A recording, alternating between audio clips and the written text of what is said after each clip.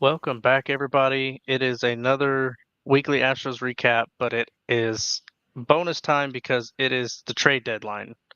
And we're going to do an update on that. We're going to talk about a lot of different things. Before I do that, welcome, Larry. Thank you for joining me again. How's it going over there?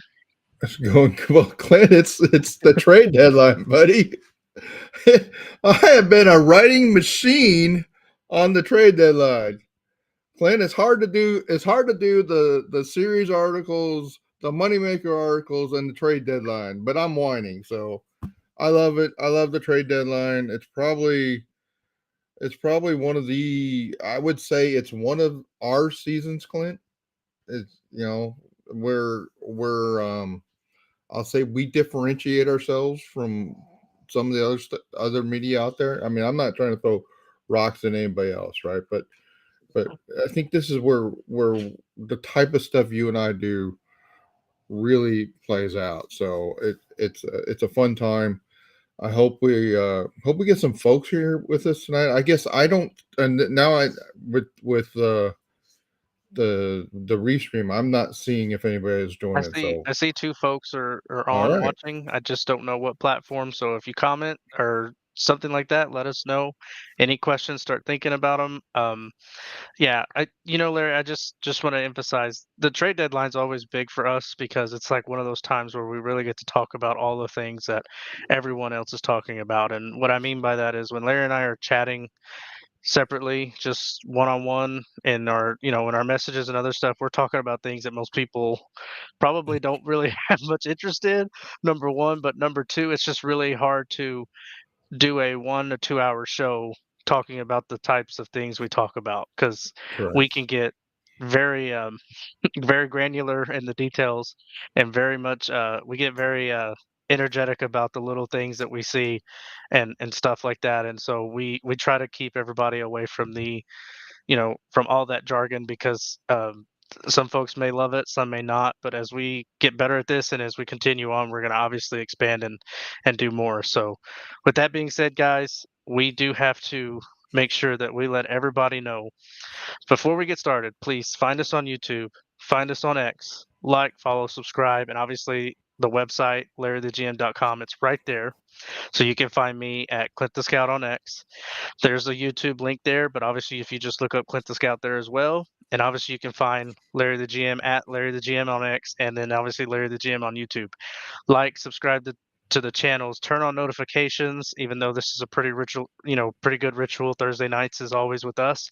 We hope y'all start kind of booking that and making sure you let everybody know, hey, I'm unavailable because I'm listening and watching the show because we talk about the game within the game and we try to bring you content like no other. Did I do a good job there, Larry? Did I get it all? You did. So All right. next week, Clint, my wife and I will be at the game on Tuesday night. So if anybody's going to the Astros game Tuesday night, reach out to me. Let me know. We're going to be at the game. Then we got another activity on Wednesday. So literally trade deadline day. Um, I think trade deadline day is Tuesday. Yeah, it's Tuesday. So July I 30th. will Yep. I will be at the game trade deadline day night. So if anybody wants to talk about what happened, let we will be there. I will. Here's going to be the deal, guys. I'll be back home on the first, and Clint will have a. I guess what was. Do they play on the first, Clint? I don't even know. That's too far Yeah. away. We But haven't looked that far away either, so I'm gonna have to figure that out. so we'll do a show. We will do a show that will recap what happened. There will be articles in the index we're about to show you about what happened. Right now we're talking about what we think will happen and why and all that. So we'll get to all that. But yeah, this is this is we. I don't know, Clint, if we're going to do another show before the deadline. I mean, I guess something happens Yeah. like really big, we might do a break in, half an hour. But yeah, this is going to be the marathon. So, folks, please jump in, please comment, and let's have some fun talking about the trade deadline. Any ideas for deals? I know there's a couple other rumors out there we can talk about. And so I guess, Clint, let's go. So Larry, are you gonna? Is Paul Skeens projected to pitch on that Tuesday? I thought he was Wednesday, isn't he? Oh, okay. I I was like, don't really know. that That would would have have been been a heck pretty of a. impressive. But the Astros are off on the first, so if we don't do a show at the time at which a deal is done, which is probably very unlikely at that point, we'll probably be on finding a way to get in touch with everybody. I'm sure there'll be another recap, and we'll recap the trade deadline then. I was going to try to find that out real quick, but I don't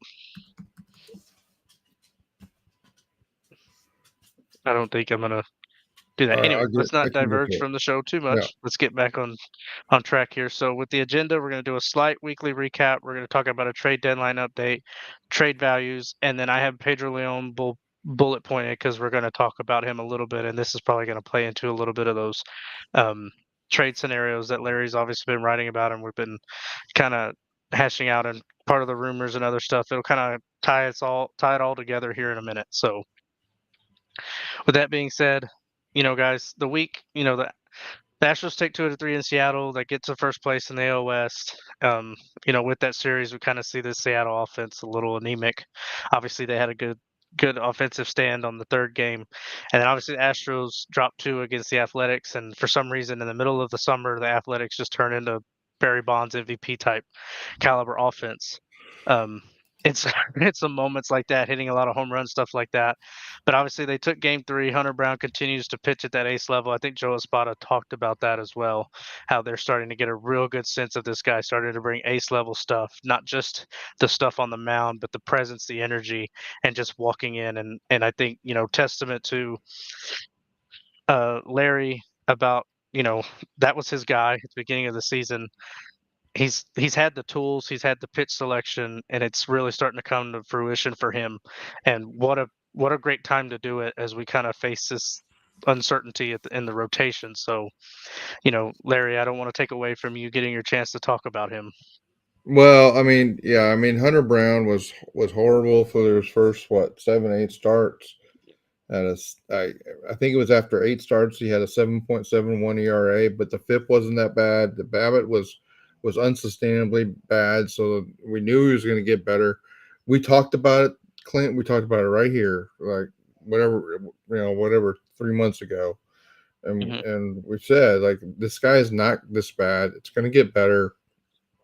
Now, meanwhile, the team did something significant and adding the sinker into his repertoire and really relying on it, which you've talked about several times in May and June, how that was playing to help him so much with the other pitches. And Hunter Brown, I mean, just to in Clint, the whole scouting community it wasn't wrong about Hunter Brown. Sorry, so I mean, Yeah, when they said he was the Astros' best pitching prospect, probably in the last 5 years or maybe even longer, it they was meant kind it. of silly for us it was kind of silly for us to freak out after 7 games, right? Um, so Hunter Brown, this is in. He's going to be good. He'll still be good. He's going to be good probably for most of the rest of my life. Hmm. To be quite honest about it, and he may be pitching for the next 20 years and be really good pitcher. So as long as he can stay healthy, Hunter Brown is going to be a really good pitcher. And so Clint, what's interesting about this week, I mean, if you tracked from the data I've been putting out there, Clint, I said the Astros this last week we're going to go 3-3.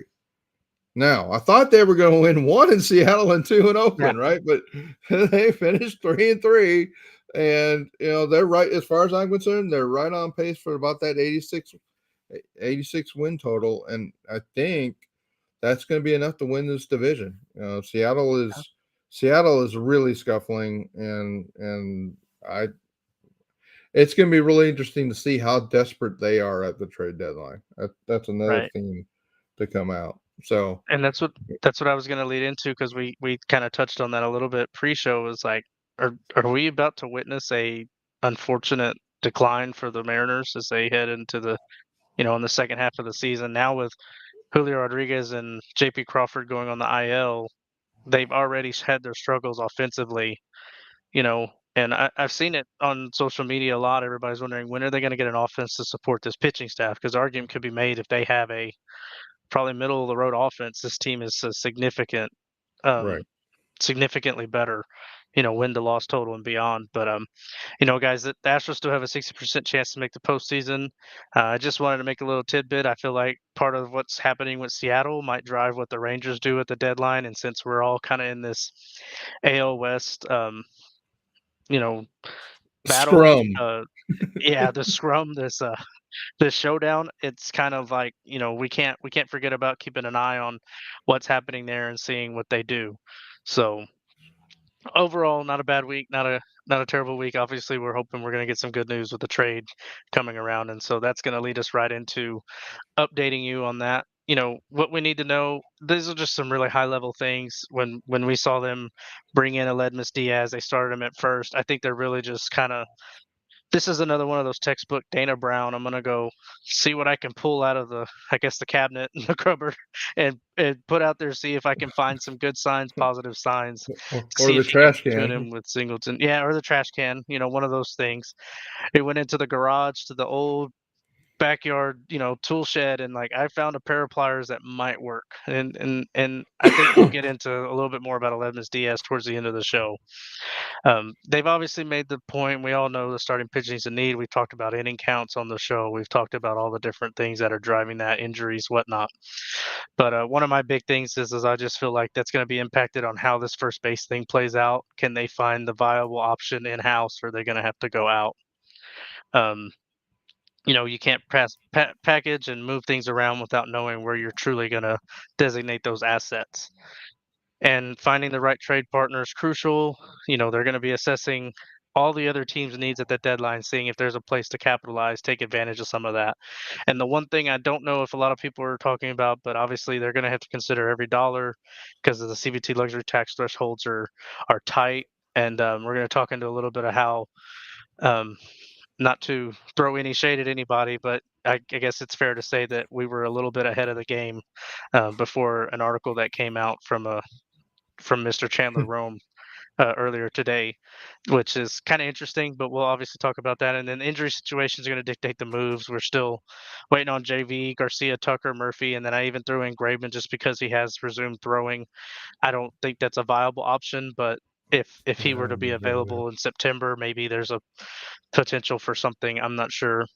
And then I think you and I both agree that I we kind of knew that this was going to come down to the very last day or so. Correct. Um, I don't think that Dana Brown was going to want to rush it because number one, there's a little bit of negotiation tactics, but number two, he needs as much information on his guys as he can get. Yeah, I think the Astros are being a little like they're not being like ultra transparent about some of the status of these pitchers. Um, I'm guessing, Clint, that probably means that they're maybe a little more negative than we're hearing. Hmm. But the Astros don't want it to be known that they're desperate for pitching. Yeah. I mean, I think Murphy's probably going to be back in the next maybe even a week, right? And the Hmm. question is like, that happens. I mean, we'll get into this. Then I think the question is Garcia and then JV. I mean, is JV what is going on with JV? Yeah. I think we're gonna find out. Like, okay, so I'm gonna answer one of the questions I asked already. There is no game on the first, so we will be here 1 week from today breaking down what happened in the trade deadline. You guys may get like stream of consciousness that'll end up in articles over the next few days after that. But I think we're going to find out after the trade deadline what's really happening with some of these other pitchers, and McCullers, Graveman, even Yeah. JV, No, and no negativity towards McCullers. I just didn't put him on here because it just has not been good. right. And I just felt There's no like, real signs of progress, right? So yeah. So I figured it's best to take it for what it is, and if it's better than what we expected, hooray. yeah, so I mean, so let me talk about this for a minute, Clint. Mhm. So what I'm doing, guys, is as I've done several different times, like during the off season, we have the off season index, right? Well, we basically are calling all the articles that Clint and I are going to write about the trade deadline. We will put in the trade deadline headquarters.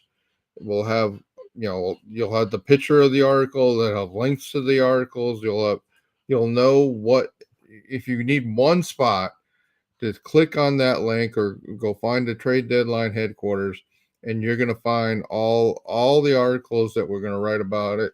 Todd's already asking about something that we wrote about in the article today. Todd, we'll get to it. Trust me, we'll get to Yep. it. Um, but it is it's the place I'm going to put all the content. That way, it's easy for you guys to go. And I would really suggest, if you haven't read the beginning parts of the first articles here.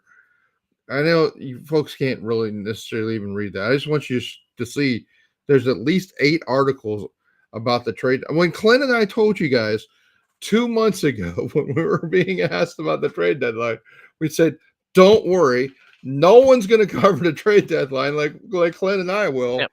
And the, there's 8 articles out there about the trade deadline, and it hasn't even happened yet. We haven't had any deals yet, and we're writing about the deals what deals make sense. We're writing about what, the impact of trade value. We're talking about what teams are buyers, what teams are sellers, and what assets they have.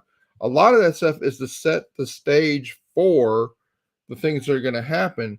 And if you almost go through that trade deadline headquarters in the order that they're in there, I think the later articles are going to make a whole lot more sense than, like, if you start with the lot. I mean, if you read today's article and you haven't read the previous picture article, you're like, what is Larry talking about? Like, if you follow along in the order, if you go back and look at those articles one by one and just work through them, I think not only are you going to appreciate the later work, I think you'll start seeing the motto of the Larry the GM website. This is where the smart fans go. I think you'll actually, not to say that Clint and I are smarter than anybody else. That's not really true. But one of the things we're trying to do is help sports fans really approach at least the game of baseball in a way that is a little more logical and a little more strategic maybe than's normal. So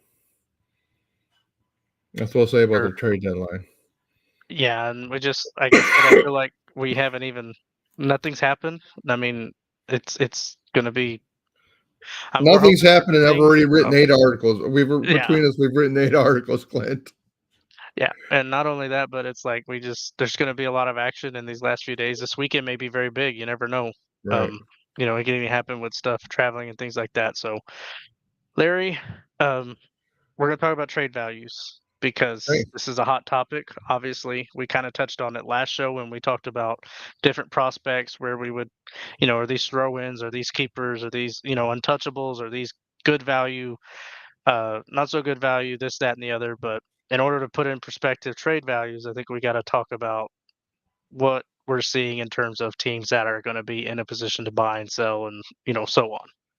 right. So this goes back to something that you and I were dealing with in April and May, right? And so, okay, like you said, Clint, we last week we talked a lot about the individual players on the Astros. That's one of the articles in there about like what assets they have, what the different value of those different players is, and also the value of the trade, the assets that the Astros have. And I try to be without giving away IP of the baseball trade values website.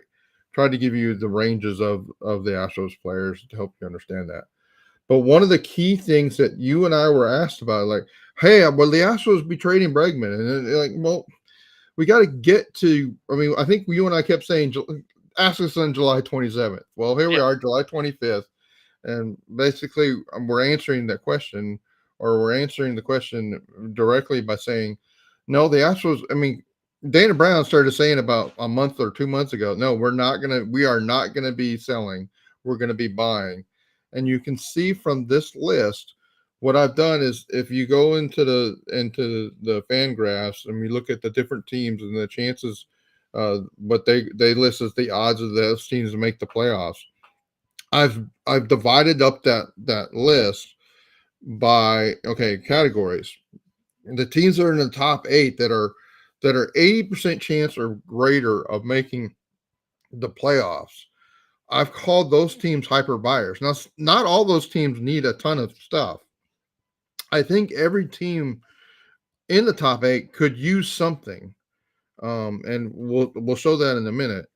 Then I have the Astros. The Astros are ninth. They were 61% a little earlier today. So when I wrote this, so they're in the buyer category. They're not the hyper buyers, which kind of Clint. Remember when we said like, even a month ago, like I'm not 100% sure the Astros will be buying. They may just be holding, right? And well, they've played well enough to be buyers because as far as I'm concerned, winning the division is always the goal. I don't know that I would be a hyper buyer to get into a wild card spot, but the Astros are probably the first team, and you could argue they're a hyper buyer. They're because I believe they're going to probably overpay to get a few things that they need. But so the next four I called buyers.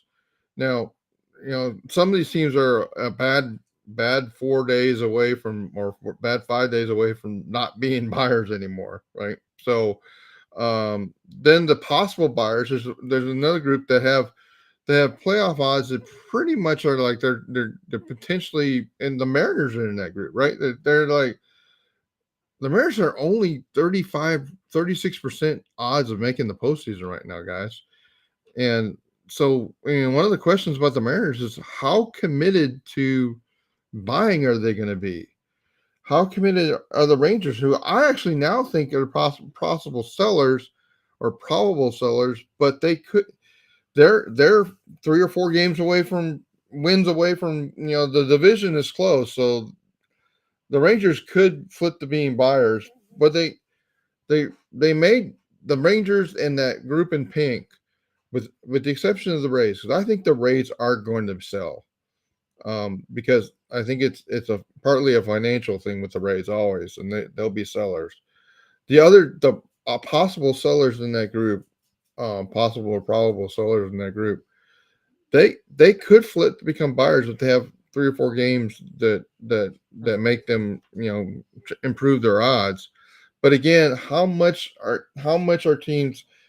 Because I'm expecting the price to be pretty high at this trade deadline, guys. How much are you gonna? How much are you gonna overspend to try to get into a wild card? I I've never been in favor of that.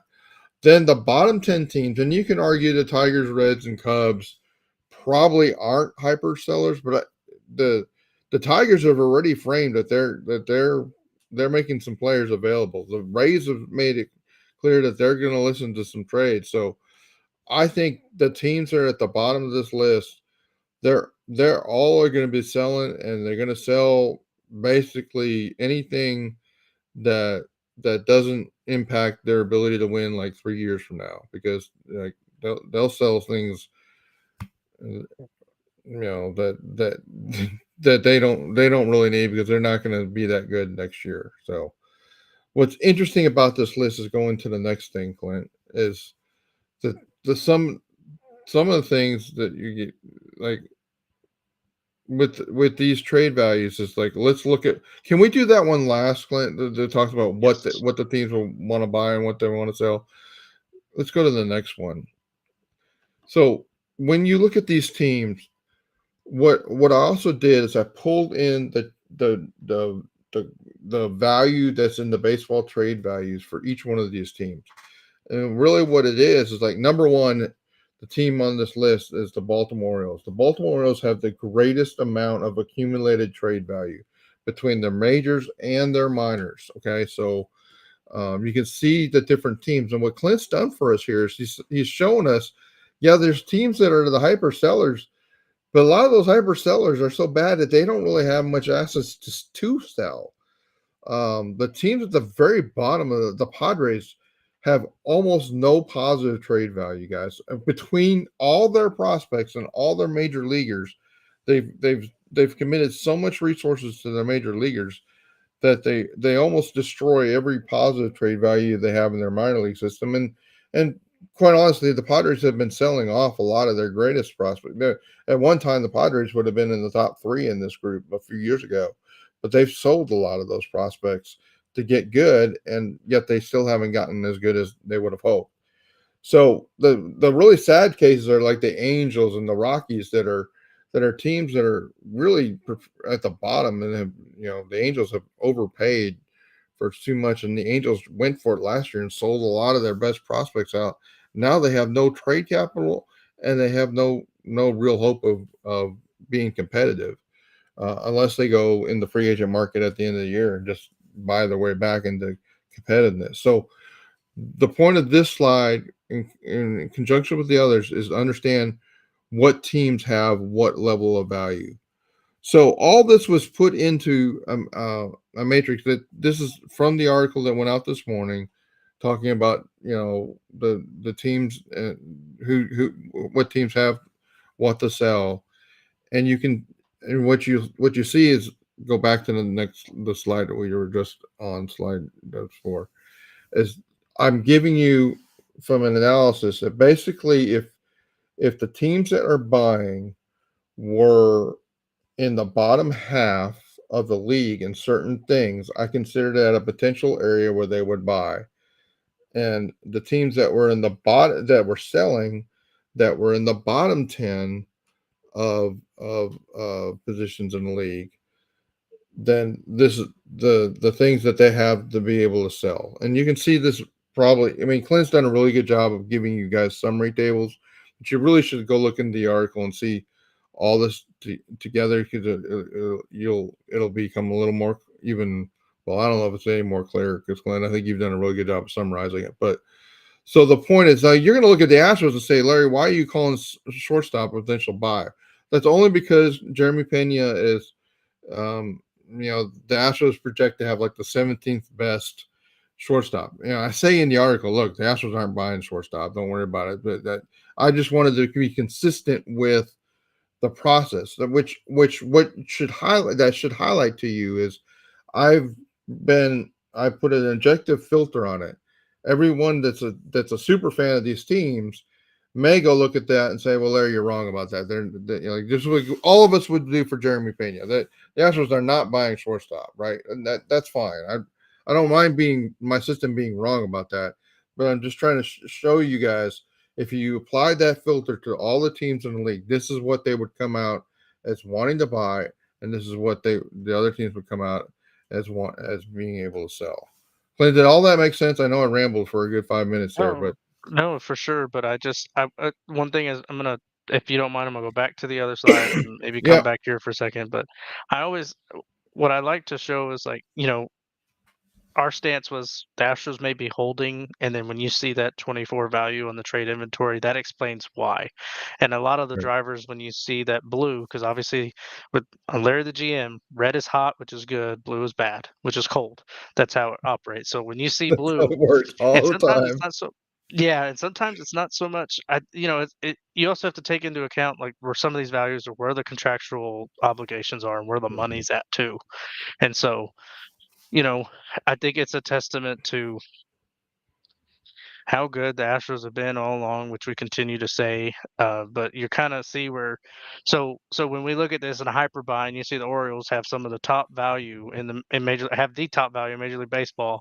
They have the assets to spend to make this roster better. Now we would expect them to be big players in the market. These are the type of teams that could outbid the Astros in the event that there's Exactly. a certain need or a certain player that they're both kind of honed in on. And I think that's going to lead us into what Larry and I talk about with the guys that we've looked at, where we're projecting the Astros could be going with trade options and stuff like that. But So within that I article, right, Clint, let me jump in because I want to amplify the yeah. point you just made. So within the article, we talk about the Astros getting starting pitching and the Astros getting a first baseman. And there's a lot of talk about the Astros getting Paredes, which, guys, Paredes from the Rays, it's had played like 110 innings at first base this year. I know why people are saying, "Oh, he can play first base. He can play." He really hasn't played that much first base in his career. In fact, I think I wrote in, kind of a snarky tweet that Will Wagner's played more time at first base in the last this season than Isak that Paredes has played in like the last 3 years put together. So I know people want him to be a first baseman and they want him to come in and save the day, but number one, his trade value is so high that the other teams, and that's why that the table that's a kind of a nightmare to look at. Like if you find other teams on this list that have first base needs, you gotta compare what they might be able to bring to the table, and if they have even in the same ballpark as the Astros, not only you have to say, okay, like, all right, so what would the Rays want? Well, do the Rays want a third baseman? They want relief pitching. They want a first baseman. They want second baseman. They want left fielders. And they want starting pitching. Well, I'm not sure they want all that, but if they, especially if they're trading Paredes, they're going to definitely need some of that. And ask yourself, how much of that can the Astros really afford to spend? Well, the Astros are definitely not sending out any starting pitching. They're not sending out a relief. Well, we'll get back to the relief pitching aspect of that. But really, the only thing on that list that the Astros really have a lot of trade capital to spend is an outfielder. Well, other teams may have better outfield prospects to send, or they may fulfill the Rays' real need for some of these other positions way better than the Astros can. And so, guys, this is one of the points I would make about this, guys. I'm sorry, that's the Rays sell list. I'm sorry. You have to look at what the Right, Rays they're may looking to want. sell those pitchers, Those what they there's would want in looking to return. they're looking to sell those things, right? So what if the Rays are selling all that? What could they want in return? And with the Rays, it's probably high level prospects is what they're going to want that they can turn around in the next 2 years to fill in the gaps. And the Rays are one of those organizations that is a um, real good trade. They're number three in the overall trade inventory, and a lot of that is Yeah. because they've got a ton of minor leagues. I think they're number one in the minor league trade trade value, and Hmm. that's because they constantly do this. They turn around Yeah. a guy like Paredes into three players, and then 3 years from now, like, oh my gosh, I can't believe they got all that for Paredes. So Yeah. the Rays are a kind of a team to be cautioned about trading with because they're very focused on what they need. They need players that they can turn around and use until they're in their second year of ARB and have be real cheap for their payroll. Right. And So then and I think that just speaks to how each organization runs a little differently, so you know how to attack and how to approach buying and, making those trades and stuff like that. But I think, the big thing is it's like there are some similarities and the Astros just there's a market for some of the things that they all need together. And that's gonna be the hardest part to navigate and ensure that you're not getting I guess you're not getting outbid over and over again. well, and so Clint, the part of the purpose of talking about this is that's exactly why I put that article out today. Because I like who are the buyers, who are the sellers, what do they want, what do they have, and then making matches. What's kind of interesting about this trade deadline, I talk about this in that article, is like there's some teams that the Astros may match up what are really on this list as buyers. I mean, as other teams are on this list as sellers that the Astros may actually trade with because they're going to do some sort of like, hey, we got outfield surplus. You need outfield. What do you have an extra pitcher for us? And so you could see something like that happening, and it's one buyer Mm, yeah. selling You to can another very buyer. easily see that left side, all those teams, red and pink and everything else, trading amongst each other in the event they need to make a swap. Let's help one another. Especially, I guess the bigger thing would be like AL to NL type deals too, where it's like, well, the Yeah. only time I may ever run into this situation is in the World Series, which at that point, there's no better way to, I guess, resolve it in that regard. So it's kind of interesting, but We had to talk about it because we always kind of go back and forth, and you see it all over, and you see all these weird trade options from reporters, MLB Network, and stuff like that. All this outrageous value, all this and that. Whether we're in on this guy, we're not in on that guy. Trust me, there's a science to it, and there's obviously a methodology and stuff that they have to practice, and these are the types of things that are going to drive where they go from there. Right. And so one of the things also we'll add to this, Clint, as before we move on, is like really, uh, Clint and I are doing it. I mean, it's probably it seems like it's pretty long, but we're describing things that you if you spend time in that article, the buyers and sellers article, you especially with the individual position table, you're gonna see like, wait a minute, this position's red. This is something they may have. This other team may have. You can use that position table to kind of hone you into a deal that makes sense. I did that for the Astros. Like, okay, here's the teams that may have, here's here's what they have to sell. Here's some teams that may be interested in that. All right, Clint, let's And go and forward. the other and the other tidbit is we work the tables this way because I don't want people to feel like we're withholding information, but the truth is we really want you guys to go read the articles, get online, get the juice that's in this squeeze whenever you see them on the slides and stuff like that. We talk about it in condensed high level, but the articles is where the money's really made. And so please go look, read, share them, do all those types of things.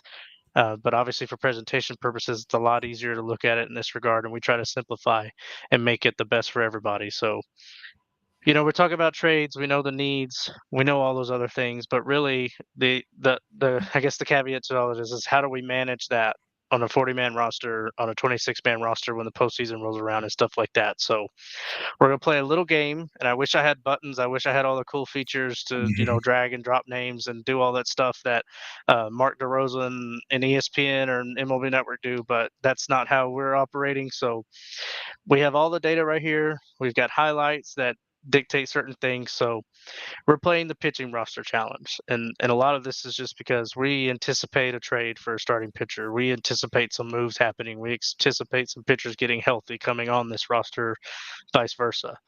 So when you're constructing this roster for the rest of the season, postseason, we really got to evaluate who goes where and what's not gonna travel with this, so to speak, in terms of arms and things like that. So, Larry, before we dive in, did I miss anything on any rules? Is there anything I can and can't do? I can't cheat and trade for, I Well, can't one trade thing them all for one guy.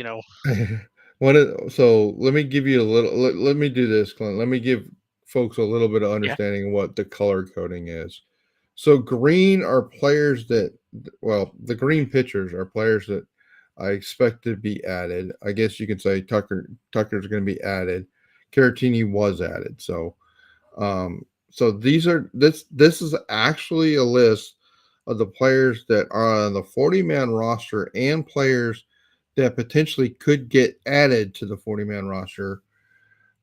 That's a total of 44 players. That because we're adding two pitchers that are currently not on the 40-man, and okay, actually it's I think it's maybe 45, and I've already taken JP France off. But the point is, yeah, you're we did include JP France. Yeah, we have more than 40 players on this spreadsheet right here, or this table right here. And the point is, all the players in blue are players that either are going to end up DFA'd or traded in this process to be able to make room for the players that we potentially need to add. So every part of what's driven me to do this, and this is also part of one of the articles. Like, guys, when you understand this, like saying that this team should like we should get two starting pitchers and two relievers for the bullpen. Okay, but when you add those four pitchers, plus there's pitchers coming back, Murphy's like probably a week or two away from yeah. coming back. If Garcia comes back, if McCullers comes back, if JB comes back, like guys, we've got more players.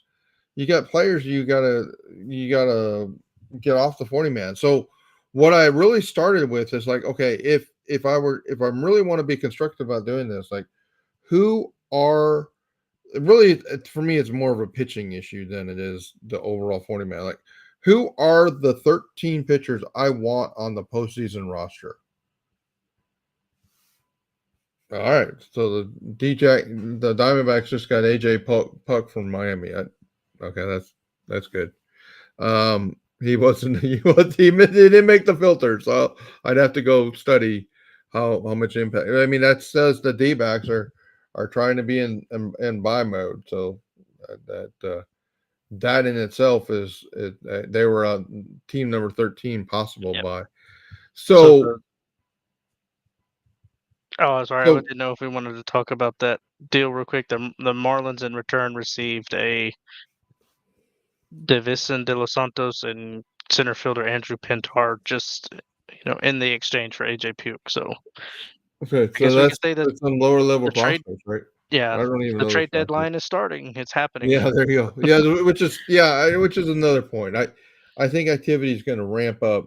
We may see a lot of deals starting tomorrow. This is kind of the time. So, all right. So the point is, we're doing two things here. We're assuming certain players come back. Now, there's been a lot of people that told me on Twitter, "Well, McCullers is never coming back this year. Don't worry about it."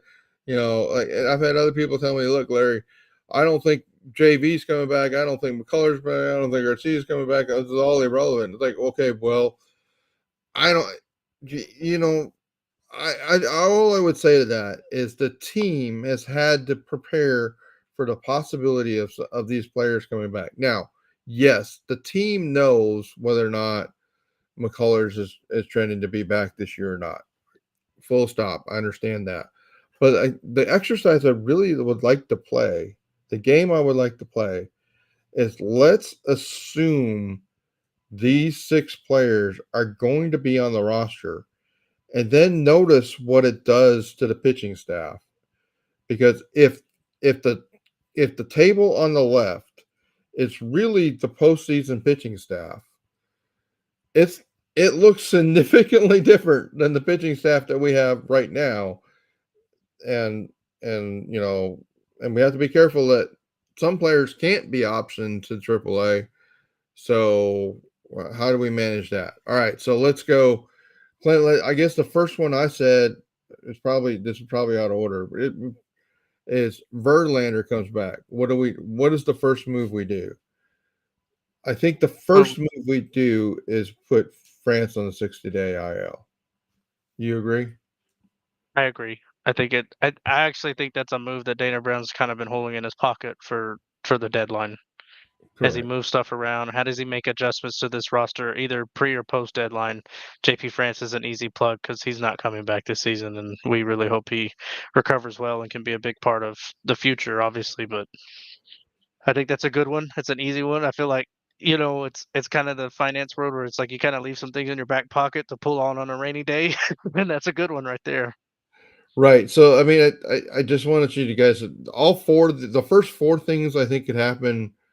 Well, three of the four. Verlander's probably actually the fourth thing that happens. The first two things that happen could be the trades, and then Murphy be the third.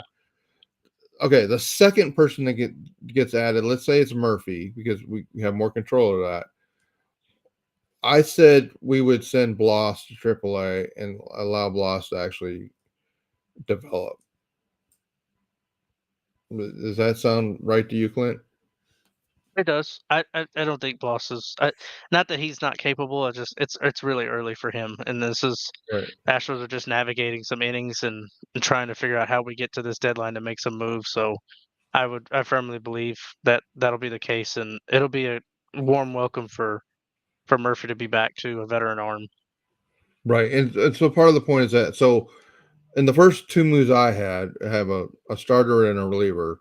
And basically I sent a starter to AAA, okay? And then the other move was France goes to the 60-day. All right. So now we have the two trades, and we're gonna kind of cheat with one of these trades because Yeah. of the trade we'll talk about in a minute. But with the first trade coming in, assuming nobody on the pitching staff goes out in those deals and Brandon's right. We may trade somebody on from the 40 man in those Mm, deals. But let's assume the teams we're trading with want just prospects that aren't on the 40 man for a minute. So I think the next move out of the staff would be Eric Getty, assuming that the trade we just made is for a higher level starting pitcher. So we get a starting pitcher that's at least a number 2 or number 3 starting pitcher, which is probably as high as we can really shoot for. I mhm. think Eric Getty gets moved to AAA. And do you agree with that, Clint? I do. I think it may be interesting though. It's just I think it just depends on what Dana Brown can do because I guess the question will be how will the rotation shake out if he's only able to acquire one starting pitcher at the deadline? Because then we're talking about potentially, we're going to continue to roll Ronald Blanco up, or do they go kind of back and forth with Arrighetti and someone else to kind of Right. mitigate those innings? So that's Semantic that's going to be the balancing act that Dana Brown and them are going to have to work through is inning counts, all that, but options. also Yeah. Maximum yeah, number of options in the year and all that. options and everything. And this is that whole thing that we continue to talk about, Larry, this 40-man roster, this juggling act, it just continues to be one of the things that just it doesn't hurt you, but it just kind of nags you. Right. So the next move, let's assume I'm assuming that the Astros are going to get a top or a mid-level starter, and they're going to get and we'll talk about it. Well, I talked about it in the wild trade ideas today. A a pitcher that could be both at least a starter and swing reliever, and so long reliever. If that happens, I think this team, but you're going to have basically there's 3 spots left at this point, Clint.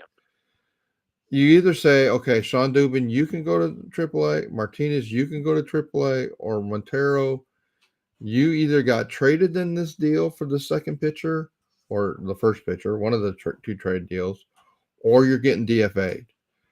Um, I I'm not sure which of these next 3 moves. I'm not sure which happens first, Mhm. but I I personally love the trade option that I put in my pitching trade wild trade pitching idea trade pitching trades today that includes Montero going out in the deal, and I think it actually makes sense for the Cubs to do because the Cubs they need they need bullpen help, and maybe Montero with more regular usage actually is better than he's been for the Astros.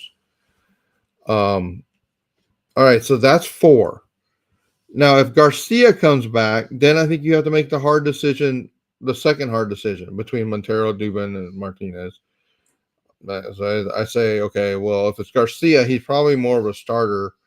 We probably don't need Dubin in the situation because he's more of a longer reliever. So now the trade 2 guy moves to the long relief role, and Garcia comes in to start.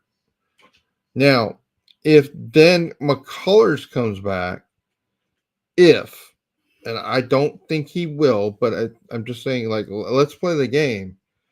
If McCullers comes back, then I think Martinez gets sent to AAA. And then the roster looks like what's on the left for a postseason, where you have Framber Valdez as as your ace, Hunter Brown as your second ace, Mhm. or your second third pitcher. Then hopefully the pitcher you traded for is your game 2 or game 3 starter, and then either Justin Verlander is your game 4 starter. I mean, I didn't like if Justin Verlander doesn't come back, well then we're back to Blanco as the 4 starter, or the second pitcher we traded for is the 4 starter, which I think in itself that that that move with um, the second trade, the two trades they make for pitchers are going to tell us something about the availability of Justin Verlander. Because if they trade for two pure starting pitchers, I think it's telling you that they don't think Justin Verlander is coming back, which I haven't really heard the team say, but there are rumors out Well, there that he's not. So okay, yeah, Clint, I just said this a is whole a bunch. very no, it's okay. It's just that a lot of the statuses on these guys are, Dana Brown's got his cards close to the chest right now, and we're not very sure, and so it's cloudy skies and a lot of uncertainty. But I think you hit the nail on the head with the juggling act that has to take place with getting these pitchers in and kind of using it, but also you know in an ideal world, if everything does shake out and you're able to put some guys like Lance McCullers and potentially Garcia in a long relief bullpen type role, supplementing these, the big three at the top, and then kind of fitting them in, it does have a lot of optimism. They'll have a lot of options, but I just, my biggest my biggest concern is, can the Astros actually make the quality move that they need to make to get that guy? And we'll see. And we talked about it with the trade ideas and so on. And so I'm kind of just we're just waiting for some action. Want to hear something. And I know we talked about the. I guess So let let's me talk let about me it a little answer bit, Larry. Brandon. Let me answer Brandon's Okay. questions. Yeah. So Brandon, yes, Martinez still has one option for this season, so he can be optioned. I think he has been optioned already once this year. So the way the option system works is it's an option year. So once you're optioned that year, you can be optioned up and down. I think it's 5 times, right, Clint? And Yeah. 5. uh, you can well you can be option down 5 times. You can, I guess, you Hmm. can be called up six. So, Yeah. so, um, so yeah. You know. Mrs. Scott, Ms. Scott, I the I think what I would say about the lack of communication related to the Astros pitching injuries and their recoveries is I think the Astros are being intentionally vague about what the statuses of these players is because they don't want other teams to know how desperate they really are for starting pitching. So if basically somebody comes in and tells me none of these guys other than Penn Murphy are ever going to pitch this season, I can't tell them that they're wrong, right? But the Astros haven't said that yet. But there's rumors out there about Verlander and Garcia and I think the I'm not even sure you would call it rumors about McCullers. I think there's a lot of worry that he's not pitching the rest of the year. So So, and I know we've got a rant and rave slide, but do you want to talk about the trade option that you kind of put together before we yeah, get into this? yeah. Let me do that. So guys, so number one, you go to that trade headquarters table article. I guess let me share. Larry, Share. while you're doing that, I just want to say, if you're watching on Twitter or X right now, and I can see we have some viewership there, please go find one of us on YouTube and join there. Give us a like, subscribe, help us build those viewerships, obviously. And if for some reason you're watching on X and you're not following either one of us, I have some other questions. But obviously, please follow us and get on that. You know, I guess be a little bit of a bandwagon fan because it's trade deadline and give us that follow, like some tweets, retweet them, share them, and let everybody know that this is what's happening on this side and weekly on these streams. So uh, with that, let me Yeah. call you up, Larry. All right, thank you. I was like, okay, I need you to do that. All right, so Yep. in this article, guys, you can see this is the trade headquarters, and today we put so we've done deals for first baseman, then we some wild deals for first baseman, or first baseman deals at a discount. Then we did a deal for starting pitcher, I don't think there's a lot of surprise related to that deal. But let's call up this one. So this is the wild deals for starting pitching, and like what's wild about this is I know if there was some wild timing this afternoon about this article. This article went out about 13 minutes to 15 minutes before Chandler Rome wrote honestly a better article than this is because he has sources and stuff. But what I wrote about was a picture that Chandler Rome referenced, and I know that if it just been little old Larry GM out there with this article, people would have been coming for me like. In fact, somebody did come for me in Facebook and say, "Oh, you're just throwing out wild speculation." Like, okay, it's yes, I do not have sources that I'm telling you. I'm quoting those sources to tell you that they're interested in this deal. That's what Chandler Rome did. What I did is I did the work to figure out who the pitchers are that we could be interested in. And what this article focuses on, not the higher price options, not the best deals, but the low budget deals. There's two players in this deal that have negative trade value, guys. And that the point is like these are the things that like Clint and I were saying, all those other teams maybe will outbid us. Well, these may be the these may be the deals that the Astros are forced into because they can't play in the big boy aisle with their 24th level of trade assets. They have to go play. They have to go play in the cheap aisle. So just so everybody's clear, Jack Flaherty was the pitcher I talked about in the previous. If you said Larry, you can trade for any single pitcher at the trade deadline, it would be Jack Flaherty, and I'll show you, and that article shows you the deal there. Okay, but option number one, short of that, is Andrew Haney for me. I think this team and Clint, if I'm not mistaken, I think I've traded for Andrew Haney two straight trade deadlines. This has been a common thing back to back years is with Andrew Heaney. So I don't know. I don't know exactly what I don't have a love affair with Andrew Haney, but um, Well, uh, the data does. The, yeah, yeah, exactly. I'm following the data, and I described in that first article like how I got to these filters, and then basically I'm just starting with the same five pitchers that I had, and one of those guys is the guy we should get. Another one, the Rangers aren't going to trade to us. They're not going to trade Evaldi to us, but this I think you could talk Texas into trading Andrew Haney, and it's because he does his trade value right now on the trade values website is 0.7. And so you literally could give them one or even two of these guys. These are guys you go back to the other article where we talk about the different categories of trade options. You just take a couple of guys that are in the throw-ins or actually these are small value trade available players. These are players in the available category on the small level of value. You could take two of these guys. So these guys are all like one ish, 0.8 to one ish as far as trade value.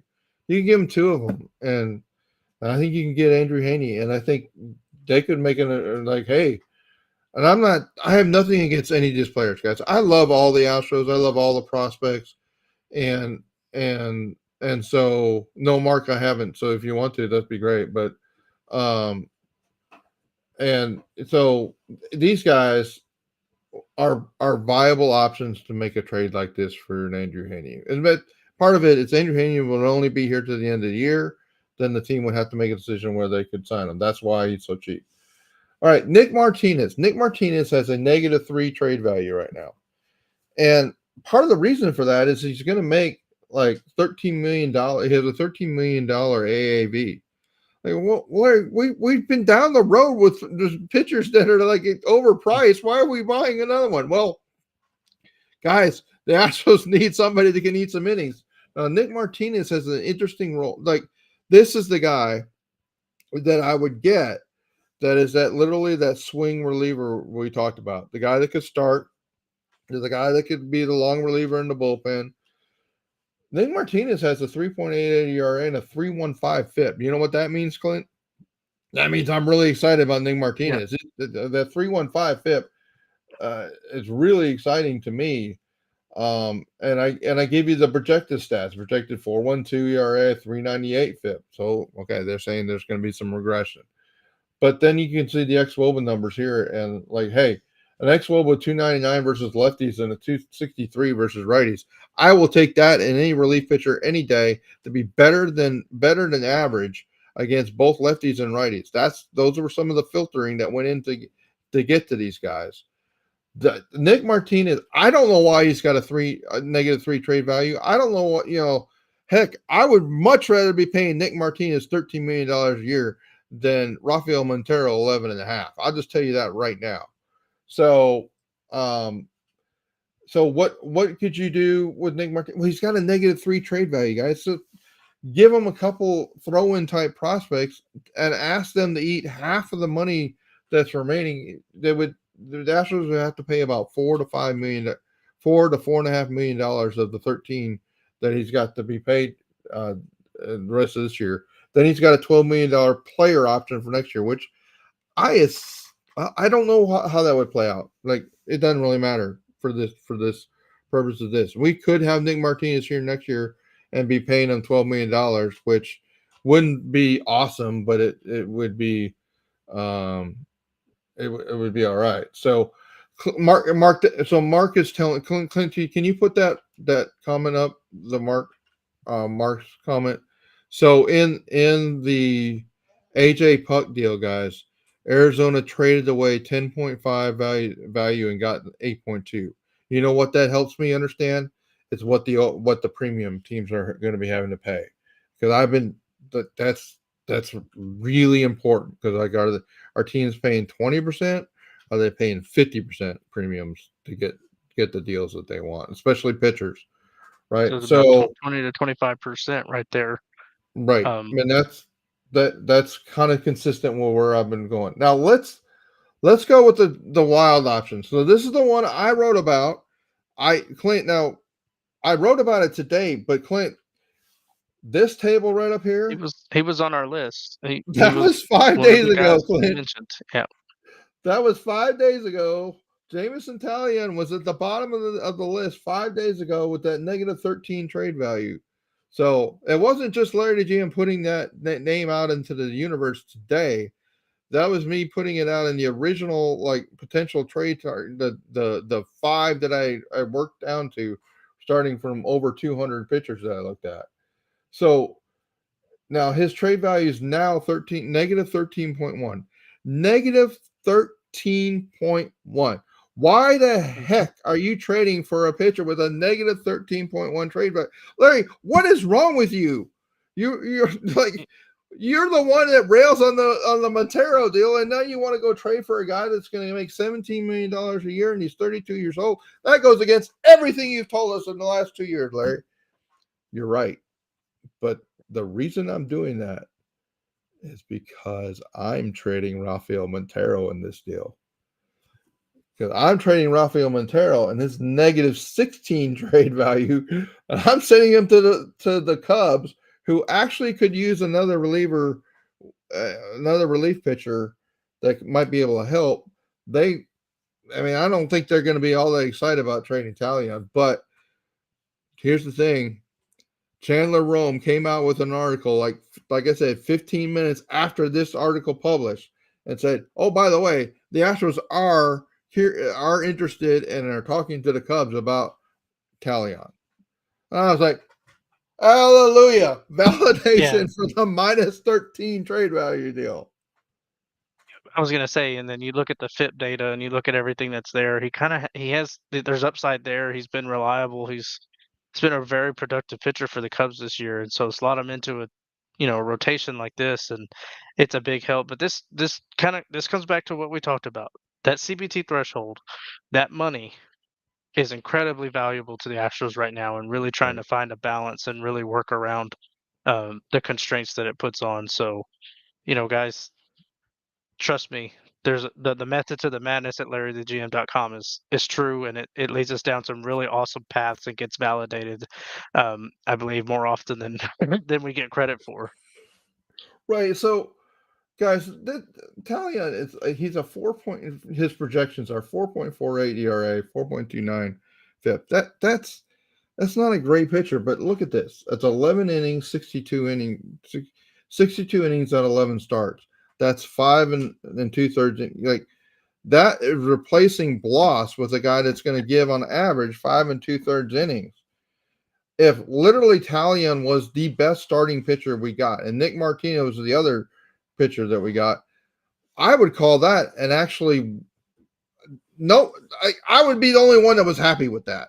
I'm convinced that Astros Twitter would be on fire. And guys, this would, if we were able to, like, it's not that we're asking the Cubs to eat contract. We're not like, hey, we're not asking you to eat. No, I don't want theirs. I don't want to. I don't think the Astros need a relief pitcher, Brandon. They're literally, you go back to the 40-man discussion. They're going to have pitchers that is too much to deal with already. So if we are able to turn Rafael Montero give him to the Cubs. Now, why would the Cubs take Rafael Montero?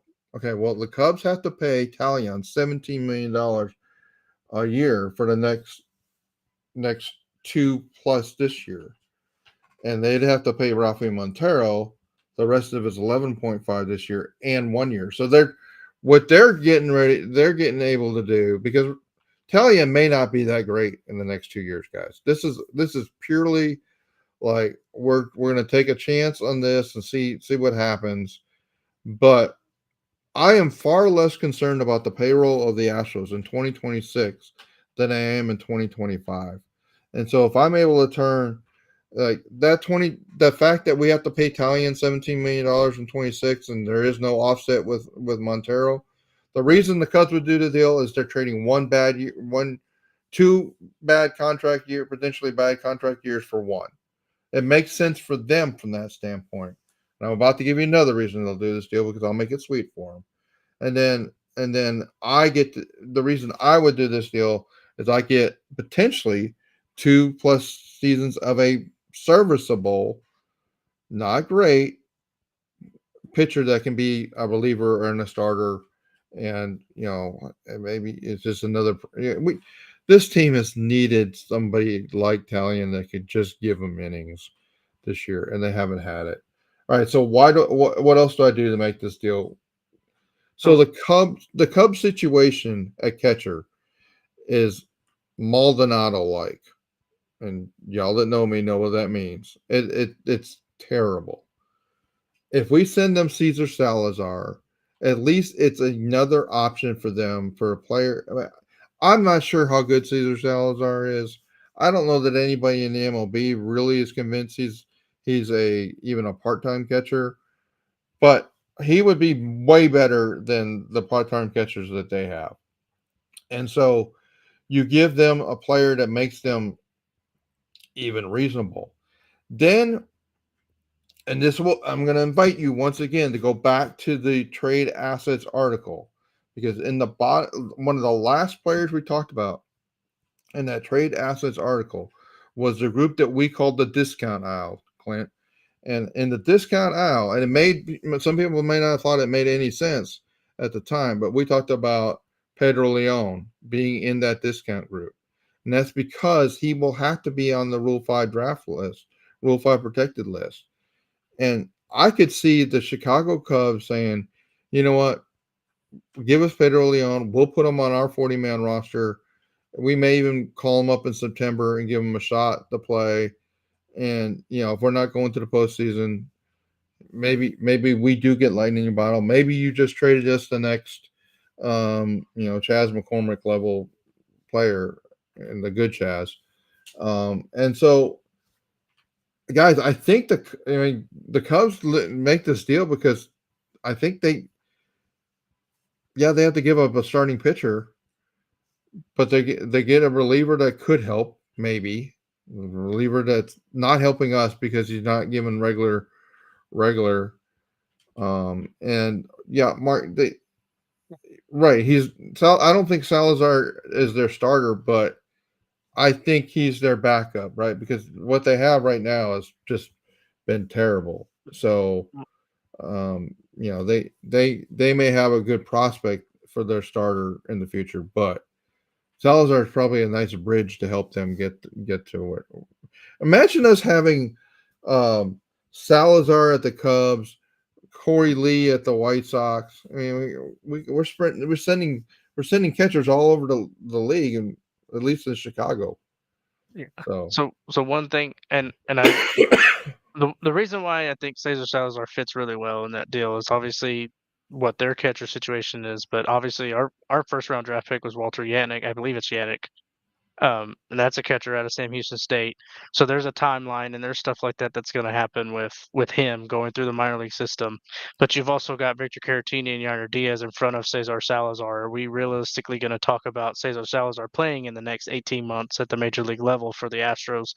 I would say no. And obviously not in a position where I guess it outweighs the benefits of being able to trade him away to bring in a starting pitcher right now. Is that kind of that's kind of where my logic is. But also I kind of get into this whole we talk about the money in the CBT. Yeah, you trade away Italian, you have to absorb Montero just for one more year, but you also get a prospect, and then if that prospect is pre-arb, you're basically getting two players at that 11.5 million. Maybe 12 million if you count that salary in. And Larry, correct me if I'm wrong with that kind of theory or process with that, but it just kind of alludes to I'm going to pay the premium on one guy or at least absorb it for one more year so that I can hold on to someone pre-arb a little, longer term. right.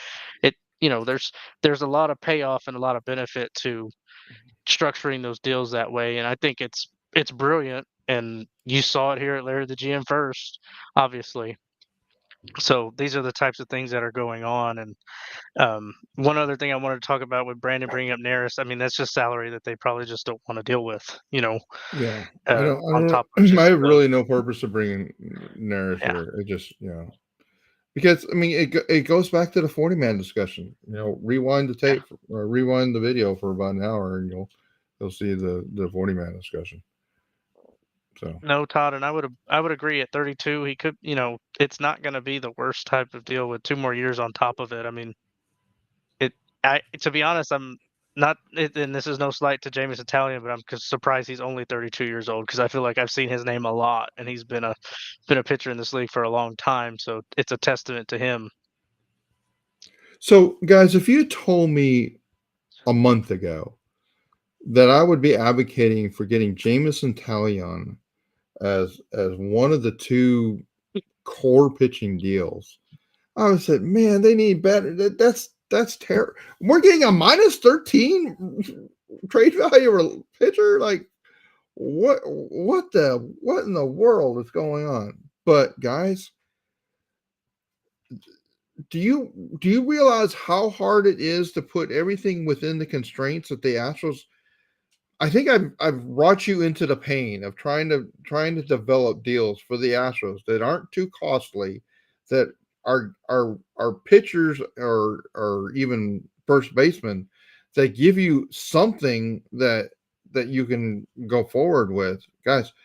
It if Dana Brown is able to get Nick Martinez and Jameson Talion two negative trade value deals, and he's able to get the Reds to pay most of Nick Martinez's salary for the rest of the year, and give them a couple decent prospects for it.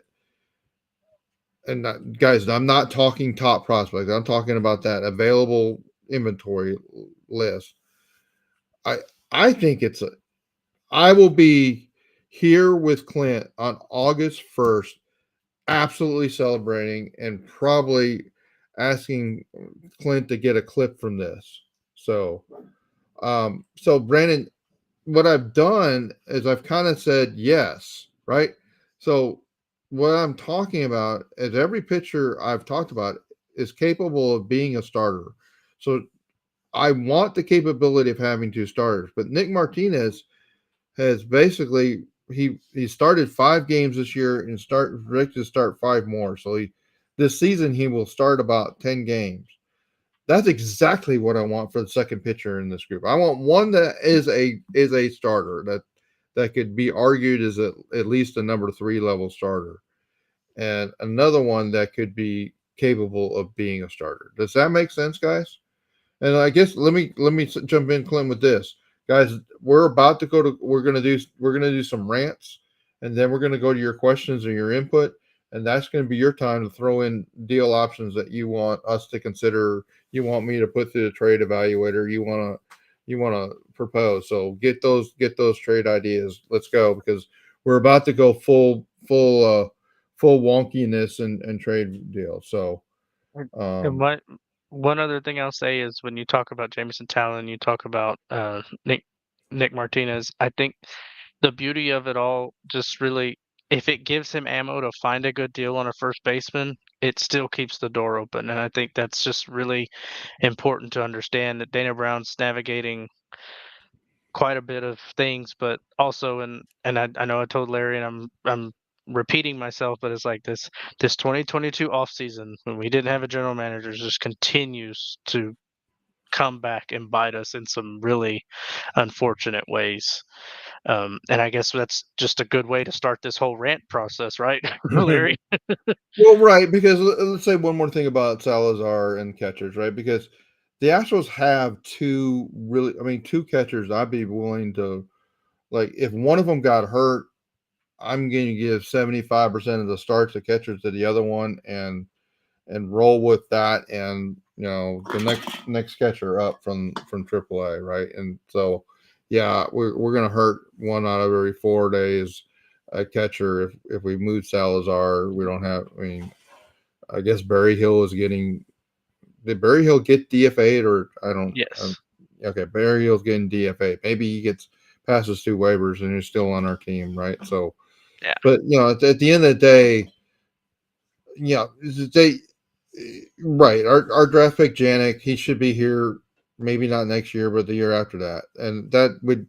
I mean, I think the hope would be like Janik becomes the replacement for Caratini, and he gets worked into the catcher rotation with Diaz, and we have a nice succession plan at catcher, which it really would be odd for Astros history, right? So, um, uh, I well, let's talk about so let's go to the rants, and then we'll Yep. we'll We'll Mark come back we'll to it, talk about Mark. we'll Yep. come back to that. All right, so all right, I asked Clint yesterday, can we rant? Can we just have a rant section, guys?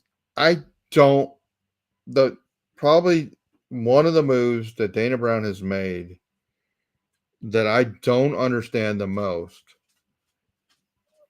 um, is the whole Aledmus Diaz deal. I don't really know. I mean, Clint, you Yeah. did a really good job of, like, okay, they're trying to test Diaz Diaz at first base with Yeah. Singleton.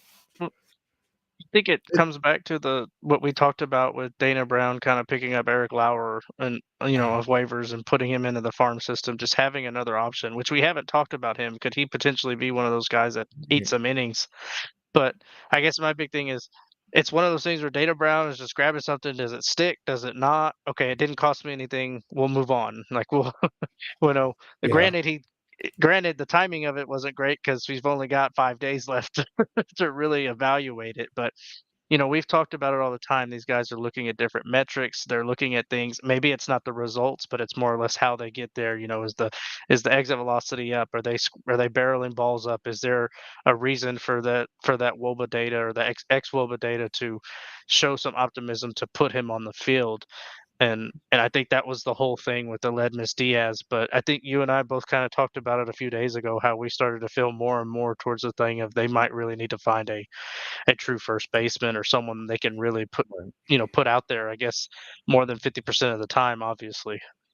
yeah. I mean, I would take any of my discount option deals over Aledmus Diaz, and I don't really understand.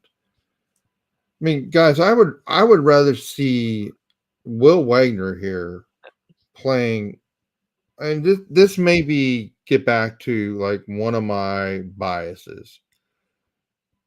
This probably is evident to anybody that follows my Twitter. Like, the old man is against guys that are 33 and over getting playing time over 25-year-old or 26-year-olds.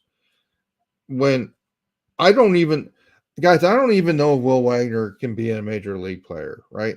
I don't know if Gray Kessinger can be a major league player, although there's some evidence that maybe he can't. But if you look at the peripherals and the details of the statistics, like there's really no reason that that that they're going with Aledmys Diaz. I mean, I think I put it in the tweet that I compared the numbers. Like it makes zero sense to me, and I hope it's one of those like 2-3 week experiments, and then they're just like trying to maybe they get to when the rosters expand, and then they're gonna like okay, well we're gonna go with Will Wagner, or we actually get one of the first base deals. So guys, I think I I I really don't understand. Does anybody in the chat room can you justify bringing Miss Diaz here? This is the one time I think Bonda and I actually agree on something. Bonda on tap, who I consider well, never mind. I won't get So into that. I can But do one thing. Let me call this up a little bit so everybody can see what we're seeing, and I guess let all the viewers know you're on the screen, you're with us, and everything else like that. So um, yeah, let's see. I would love to hear some explanation on what we're doing with Ms. Diaz, and I know it kind of scrunches our rants and rave screen a little bit, but just a little bit tidbit. He's had some injuries, but Jameis Italian last pitched on the 23rd. So if they do make a trade, you're potentially talking about Jameis Italian pitching on Sunday maybe for the Astros in so place of Arrighetti. let's just make your choice because okay. So that was part of the justification. Like, okay, wait a minute. I am so tired about. I mean, make your choice, please. I'm not hammering on you. Okay, so Yeah, let the old I man know rant you're for a nervous. minute. The old man rant for a minute. Like this team has Alex Bregman, Justin Verlander, Jose Altuve. They So Kyle Tucker. This team has like 7 World Series champion level players. Like this, I don't see that the Astros need leadership. I think that the whole BS with Maldi and leadership, if he's the next Maldi, then get him the hell out of here because I don't want to live that nightmare again. Right? I don't need another fake leader that can't play being in the dugout. I just like if that's the case, then get Michael Brantley to come in and be the cheerleader in the dugout. Like that's a real leader that can probably help the team with their as a part-time hitting coach. I just don't understand, and so Brian, I think that the point being that like, okay, well, he's better than Kessinger. Okay, but is he really? mhm. Because if you look at the ex-Woba numbers, it's not necessarily clear that he really is.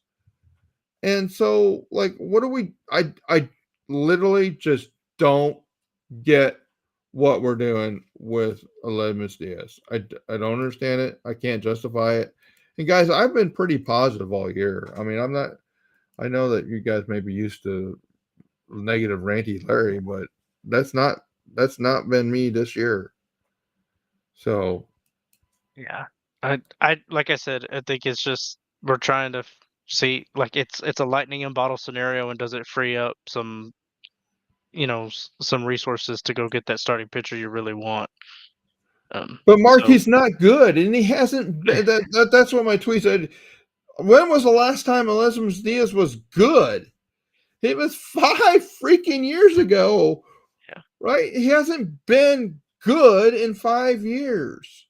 So why are we giving playing time to a 33-year-old that hasn't been good in 5 years? That's my biggest problem. And I think I may be frozen. No, okay, I'm back. That is my biggest problem with eliminating. Why are we giving playing time to a 33-year-old that hasn't been good for 5 years? And I know that puts me. I know this the Astros fan base really. We love our former Astros. I know that's our mode, but I don't think I'm that guy. I don't want the band back together, Todd. I really don't. So, all right, guys. Thank you for letting me rant about that. I promise I'll be more positive rest of. So I'm glad you all are having fun with me on that. Make your choice. I'd rather have Yuli back. 40-year-old Yuli. I mean, as far as I'm concerned, they're the same player. Make your choice. I don't really care which one of them we have back. I don't want either one of them. They're just about the same to me. Uh, I don't think so, Brandon. I think it is what it is. All right, Clint. Let's. What's your rant or feedback? I'm not much of a ranter, but I do have a rant. Actually, I do have something. And it may not be received as well as everything else, but you know, I do want to give credit to guys like Rafael Montero because at least when they pitch, they are occupying innings for the money that they're receiving. Well, I don't know, Clint. He's how many times has Montreal Montero finished an inning he started in the last month? Well, at least he faced some batters, he threw some pitches, so he may have attributed to something at some point in time, but I guess where I'm really going with that is that, guys, there is a lot of payroll that is not pitching and not doing things for the Astros that is not viable, and so we can't forget.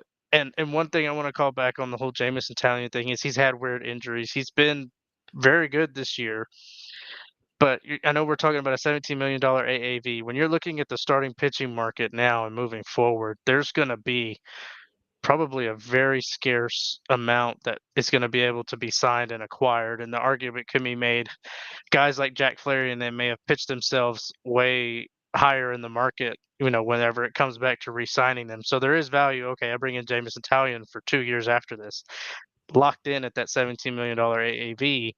I know what that number is and I can manage it. I'm not going to be sitting there with uncertainty wondering where I'm going to get 100 plus, maybe 150 innings over the next year, next season or so on, because I at least know where the money's at. I have a little bit more certainty. Obviously, he can get hurt. There's a lot of things that could go into it, but that's just one thing I wanted to call out is what it gives in terms of being able to lock up a number and be out in front of it. And my biggest rant is this: is we do have starting pitchers that unfortunately their health hasn't allowed them to pitch.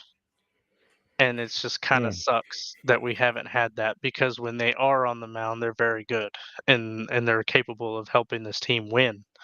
And we've had a lot of bad luck, and as we've learned, there's just we can't have enough of one thing, and that's starting pitching right now because we're pushing guys into some inning count territories that are just unprecedented for them, and we're going to see how they react. Yeah, I mean, guys, I'm not even claiming that Italian's a good, uh, it Yeah, will be a great pitcher. I'm just saying if we're gonna try to win the World Series this year, he may be the kind of guy that they need to have. So, I think the one more rant I have is what the hell is going on with Kyle Tucker? And I yeah, mean, I I understand why the Astros are being coy about the pitching market and like their status of their pitchers. I don't I don't really understand what the value is in being vague about Kyle Tucker is. If Kyle Tucker has had a broken bone, a stress fracture, or why are we continuing to believe? I guess deep bone bruises can take about this long to yeah. recover, but it has been extremely frustrating that the Astros have been so vague about Kyle Tucker, and I don't understand it. You know, I will say this, and this is a good rant. I this is probably the most fun we've had in a chat ever, Larry, since we started this. We're getting a lot of comments, good and bad. So it's fun. I'm glad that's happening. But you know, you're right. A Right. I hairline think fracture Brian. could I think very that's. well I be it. think that's. I think that's what it is, Ryan. Yeah, And it frustrates me that we're not getting the truth. That's really what it comes down to. yeah. All right. Because Let's go rapid fire. I guess let me get my screen up. yep. Here, let me And call it back in. oh no. Well, I mean, So chat, I'm gonna hide the chat overlay for a little bit. So I apologize, but I will show them and put them up there as we go. But I want to make all sure right. everybody can see what's coming up. See what I'm going to do is I'm going to get. All right. So Clint, can you like? All right. I already forgot how to spell Kikuchi. It's K U U C K. I think it's KUKICH. No, I don't even know anymore either. Let's see. There it is. Help us out, K I chat. K I'm gonna scroll up. K I K KIK Kikuchi. Okay. U. All right, there he is. All right, sorry guys. All right, KIKU. All right, Kikuchi only has a trade value that's in the reasonable range. Um, I think I'm a little concerned about that 4.5 would have made him miss my initial filters. Um, it's, there's no real reason why he's 12 million. I FIP is mean, better than the ERA, which might lead yeah, to some positivity. I didn't see what the XFIP was, but I think the XFIP is a lot better than than both of XFIP them. is So 3.32. Yeah, I mean, yeah, there's no real reason why Kikuchi couldn't be in that same group.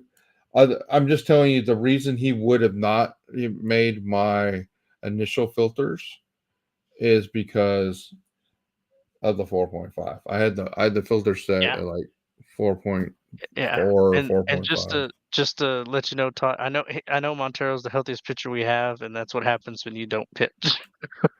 Yeah. So I'm not laughing at you. I'm laughing with you. That was a good one. And then Brandon, what about Bassett or Gosman? I think Gosman is a money issue. I would think. All right. Well, let's do Eflin and Littell. So Eflin is okay. His trade And value is going to be somewhat problematic. It's over 15, yeah, which gets us and into Kikuchi plays for the Blue Jays, so they were one of the teams that were in the bottom tier that we were looking at sellers, followed up by a Eflin. team that doesn't have a very strong trade inventory, who might be willing to part with some things to get some better prospects in. Yeah. So Eflin, 13 million a year. I assume he's an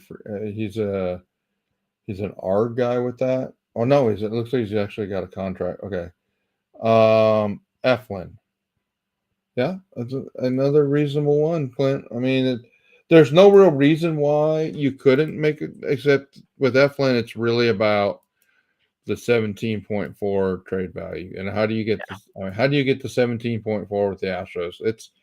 It's a lot harder exercise than you guys may appreciate. You get to that level, you're probably I don't well, okay, it's 17.4, which probably means it's like 25 to 30 Yeah, to what you really have to get to. And I just don't think the Astros are going to spend that much. I would rather have any of the guys. I would rather have my negative guys than that. Littell is 11.2. Um, and so he's probably 15 to 20, which again, that this is the reason I have really shied away from these guys. If I'm spending that much, I want Yeah, so Littell 4.46. I mean, guys, there gets to be a point with some of these guys like, are they significantly better than what we have? Are they better than Seth Martinez? I Are they better than Dubin? I I you know, I don't know. I mean those guys are good. I mean, Littell's a good starter. I mean, you can make the argument, but I don't know that the problem is, I think they get outbid for guys like that. This is why, I mean, Yeah. somebody was telling me, hey, there's a rumor out there that Baltimore's already interested in the guy you put out on the article. Like, well, I guess that's why it's a problem being a Larry the GM, that smart people are going to the website to see that. So I don't know. Well, we're just right back in that territory of how limited the resources are and what the Astros are gonna actually be able to manage. Yeah. All right. But Ryan, Bassett or I Gotham. laugh at that one because they grabbed a ton of pitching. I'm assuming you're talking about the Rays there. Um, but Astros don't. I don't think that those bags. I'm gonna say it just because I think the bags of cash are going to Jose Abreu right now. All right. Chris But that Bassett kind of, makes $21 million a year. yeah, He's 35 years old. He's good. I mean, I guess a certain part is like, okay, will Chris Bassett even accept the trade? Right? yeah, He probably doesn't even need to be a trade. I guess he's not. He is of the quality of a pitcher we would want. That $21 million is going to be problematic, though, guys. yeah. And they say, "Well, Larry, you're getting a guy that's 17. What's the difference?" Well, I'm getting the guy that's 17 that has a gigantic negative trade value. Now, Chris Bassett's got a -6 trade value. I don't think you can force Montero on them though. Yep. So, And you're right, Ryan. I forgot there were some early mid round picks that the Astros made. So you're right. Sorry, I got that confused about the Astros grabbing some pitching in um, that draft. who else did we had? Bassett and Gossman. Let's get Gossman. Awesome. Yeah. All right, he has 0 trade value.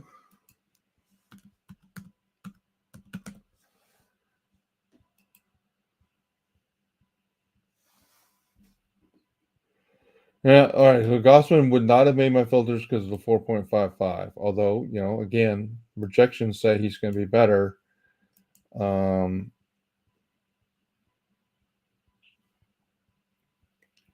I think the problem here is $22 million. He's going to be on the payroll till 27, 33 years old. You know,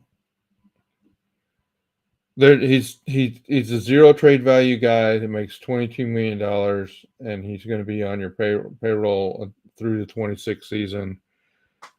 Will the Astros be? What would the Astros be willing? Would the Astros be willing to pay that much? And really, guys, it's for me, and you guys know this that have been following me for a long time. It's next year, next season. Now we can say, well, we're already not going to have JV because we're not. Well, he'll be able to be a free agent. Um, if we don't have Bregman, then all your worries about payroll are significantly reduced. Well, no, they're just still against the CBT2 cap probably at that point, and the issue really becomes, um, you got to replace Bregman.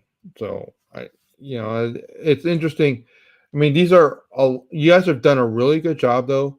These are at least players in the ballpark of players that should be considered. All right. Brian, I think I'm really, really concerned about guys that are too pricey as from a trade value standpoint. Let me go back to what was. Let me go. Let me fact check myself. What was Yeah, Flaherty was 8.5 then. He's down probably a little from that. That's probably 8 to 10 is is pushing it because that probably turns into 12 to 15. I'm really worried about this market with the number of teams that want aces. Yeah, Gossman can be an ace. I mean, that's. I mean, I think that the Astros scout. This would be one where the Astros scouts have got to figure out. But again, is he a? I guess he's not a 5'10" guy, so he hasn't been there 5 years. So I don't know that he can turn down the deal. I don't know. I don't know if he's got a no trade clause in his contract. Maybe. Those are all really interesting options, guys. The question is, the question I really have about Toronto. I know where they were. I mean, we can call it up.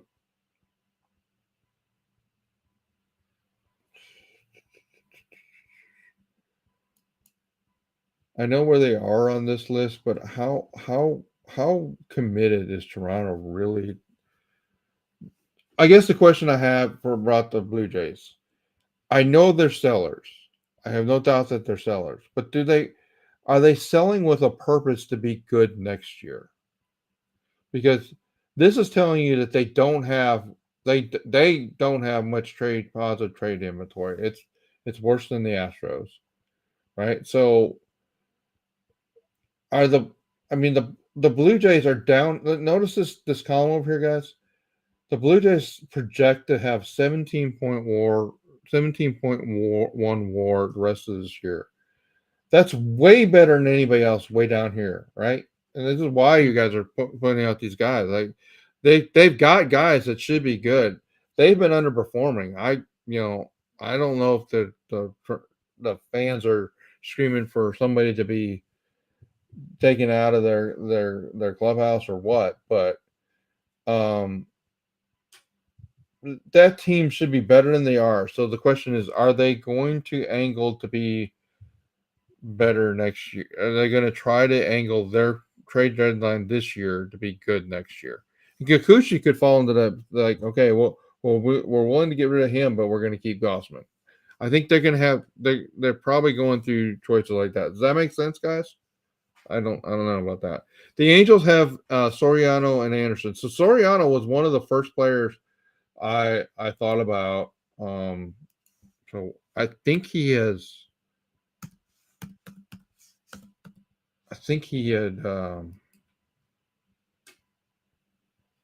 slipped, but it looks like it's been pretty good. Yeah, Soriano looks like a still good option to me.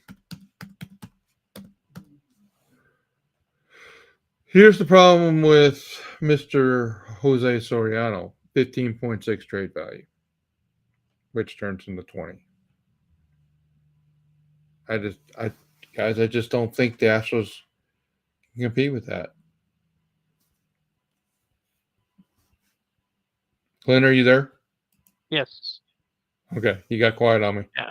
No, it's okay. I'm Um, just listening and kind of looking at some other data pages and stuff, but that, like I Anderson. said, we come back to the same thing of trade values and where the Astros can go with that. All right, Anderson, $13 million. I didn't even remember what Soriano. Anderson. All right, so here's something about Tyler Anderson. This is a really good ERA, right? But that FIP 4.44, that's kind of scary. The XFIP 4.89. That that BABIP at 229. I don't want any part of Tyler Anderson. Yeah. I don't want any part of it because I So don't know we where were that's going to go. we were talking about Jose Soriano for the Angels, right? He's Mhm. pre-arb. It's Yeah, I don't know that they would even trade him, right? yeah, I think that might be a hard sell unless you're really overpaying, and I think that's where that it may not be a 20 or percent 20 20% God, Larry, I'm blanking out on the word. Uh Trade value. Yeah, well, like the 20% premium. 20% 20% premium. premium, maybe a 40% premium. Yeah. Yeah. And then I looked at Matt Moore, Brandon, but I didn't see the data, the FIP and anything like that being something No. worthwhile for them. No. No. No. No. Yeah. No. We already have Montero. We don't need Matt Moore. No. Hell no. So All right. But I mean, guys, you know what, Clint? I'm going to give this group credit. You guys are doing a way better job of providing ideas and input than like about 90% of what I see on Twitter. Man, you guys are at least fishing in the right ponds with these ideas, because like most of the stuff out there is just crazy talk. yeah. You know what hypes me up the most is no one said Paul Skeens. So Yeah. I went through my filters and I got all these like stud Paul Skeens is on yeah. my Paul Skeens, but like, okay, well he's got like a trade value of 100. Never mind. That's why I always laugh at like we run these filters and there's always like Paul Skeens number one, Paul Skeens two. Oh my god. But it's just making a joke, guys, I know, but it's just always funny to see. He's obviously the hottest pitcher in baseball, and well, I don't know. Dylan Cease could make that argument, but he's obviously one of the hottest pitchers in baseball, so it's hard not to talk about him. And the Astros will get to see him next week. So Do we want to talk first base? I mean, I didn't hear. Are people what are people feeling about first base? Are we gonna do it, or are we gonna get a first baseman? I mean, the discount deals.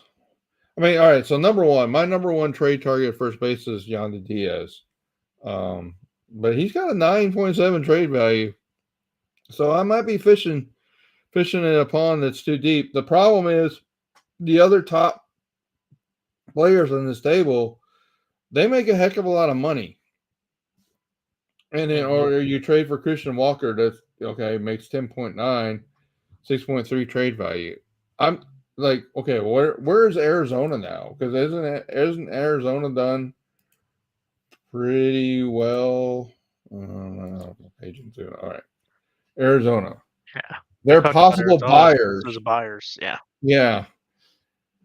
So I don't know, I guys. you know it's going to be interesting because I feel like with first base in that market, that the starting pitcher market is obviously at a premium, but I think if navigated correctly, that first base market might be somewhere where Dana could get closer to that real value compared to others, just because it all depends on what Yeah. some of those other premier buyers are going to be like. Like you have the Yankees, are they going to address first base with Rizzo, and the Brewers going to go that route, but there's just something that could click, that could help them find a way. But I think it also talks back to the Jameson Talion, uh, that trade scenario and other things like that. If they're able to navigate that with lower to, with the lower trade value going out, that gives them the wiggle room. And I think we talk about all in all, like that's going to drive a lot of what they can do at first base. And you know, I think you and I both agree that having a really good, a solid first baseman, especially can go against lefties that plays, that can play more than 50% of the time, is going to be huge for the Astros, I think. So, guys, maybe I missed it. Ty France, like has he passed through waivers yet? I haven't seen anything yet. I think it's That's an still got interesting. another day. It's still another day to happen before that happens, right? But so let me, because that happened in the last week, Lynn, and we talked. I guess we talked quite a bit about first base last time, and I added in this article. I added some of the players that we actually talked about on Josh Bell, Mark Canna. Mark Yeah, Canna, negative 2.1 trade value. That's kind of the, I mean, there's a guy that you may be able to, yeah. So I think France it's still another day before he passes through. But, yeah, Canna and Vaughn are possibilities here because they basically have no trade value. I yeah. don't know that Detroit's really going to give you Spencer Torkelson, Larry, but, I had to put him on here because he's got a negative 3 0.3 trade value. Like, hey, I'll go take. See, I guess this is my bias. I would go, like, give me Spencer Torkelson, who's been a nightmare at times, over Elemis Diaz any day. I'd go for that, right? But Ty France, guys, um, if you look at the OPS numbers, you're gonna like those aren't good, Larry. What are you doing? Well, number one, he plays in Seattle. Remember, Seattle is the best pitching ballpark. So pay attention Mhm.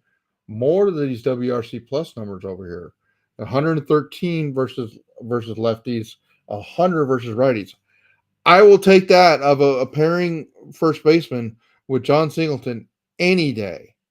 So, if I can go get Ty France for nothing, as far as like, I hope the Astros have put in for that waiver. I'd be willing to pay the rest of Ty France's contract at 6.78. Now, I don't know that Jim Crane will. I mean that he's got issues. He's got a potential issue. But here's the real thing to think about is you look at the ex Woba numbers for Ty France.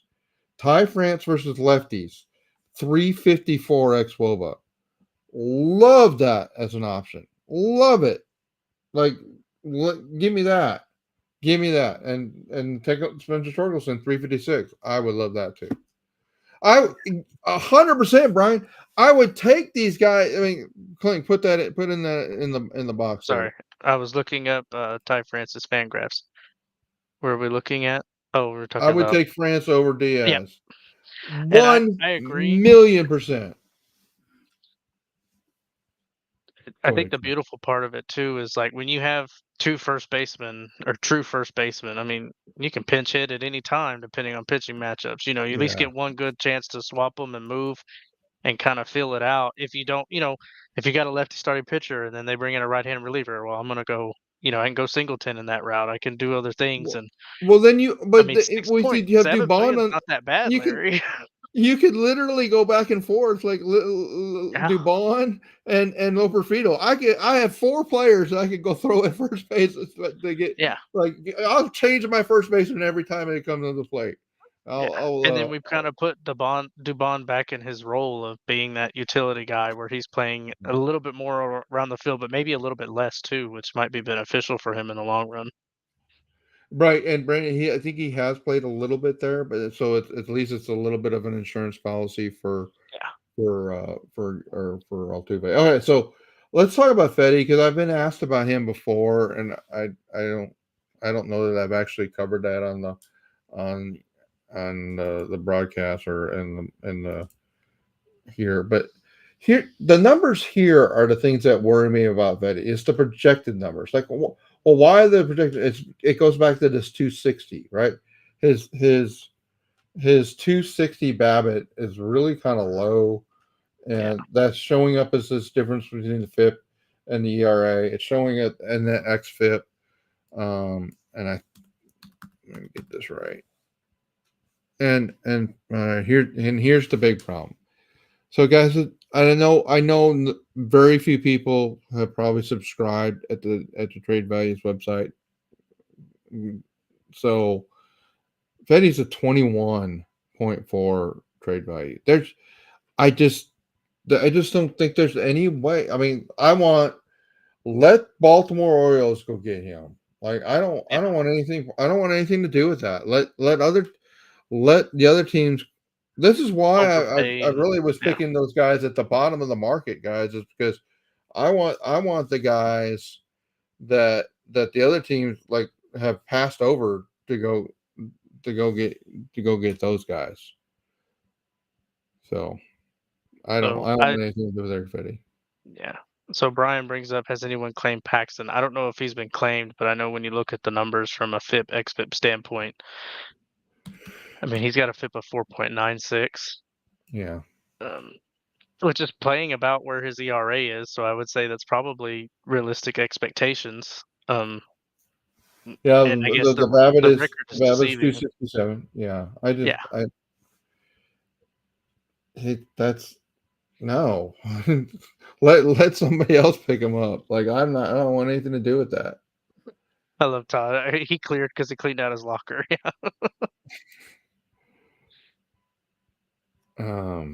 So okay, with Tucker Larry, I taking need to take a longer. short break if you don't mind. I'm Okay, gonna let no, you. I'll talk. I'll talk with the Okay. group. So with Tucker taking longer than expected, it makes first base more of an issue to me. Plus, Myers and Dubon are not hitting lately. Okay, well, I I haven't looked at Myers lately, um, but I mean he was bad in what June. July's been better, I thought, but my perception of Myers is he's a 101 WRC plus player. So even if he's a 95, that's more than fine. Although your point is being like without Tucker in right field, the team has waned slowly on the WRC plus. Overall team WRC plus since let's just look it up since June 1st. Let's say.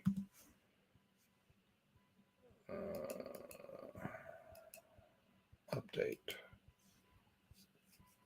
Astros 111. I mean, it's not spectacular, but it's not bad. It's 10th in baseball. Um, so I I agree. I'd like to get a pairing with Singleton at first base just because guys, John is just not good versus left-handed pitching. That's just the truth. And he's been really good against righties, but if we can play platoon back and forth with him versus righties and then lefties and then righties again. Um, I Tacky. I don't think anybody has claimed France because I don't think I think they have to wait to the end of the. Is it 3 days or 4 days, guys? They have to wait to the end. Everybody's getting has that period of time. Mark, if you can hear, you can give me the details. But at the end of it won't be clear who's claimed him until the time period for claims is over. And then it'll go through the league, and then it'll go through the National League. So,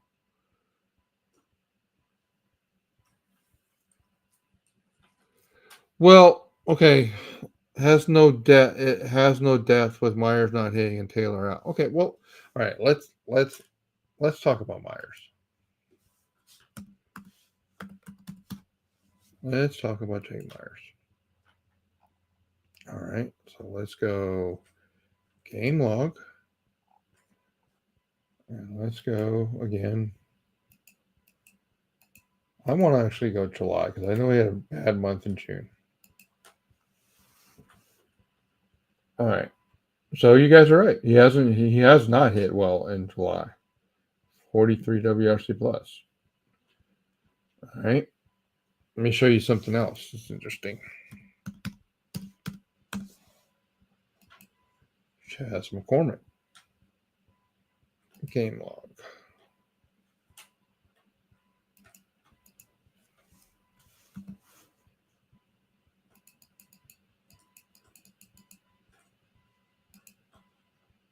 Update. Chaz McCormick is a 60 and if I just wonder if Chaz in the last week has found something. I didn't hear him say it, but it sure looks like since in the last couple of weeks he may have broken out of the funk. At least I have hope. Is there a position that the Astros trade for that would shock you, like outfield or middle infield depth?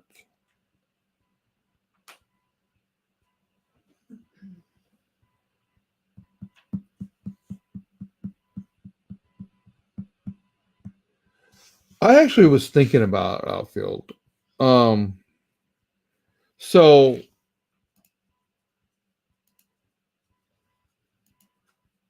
I'm sorry, guys. I'm being slow with my words because I want to actually take you down the journey. If you look at the outfield projected WAR from the outfield, see that 4.6 is the summation of everything.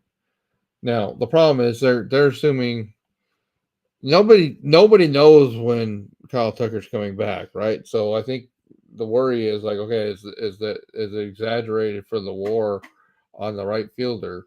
But that's an overall higher than average. If you look at the number, it's like the second highest sum total of the outfield, um, of everybody. So why would they trade for outfield? I expect them to use outfield assets to trade away.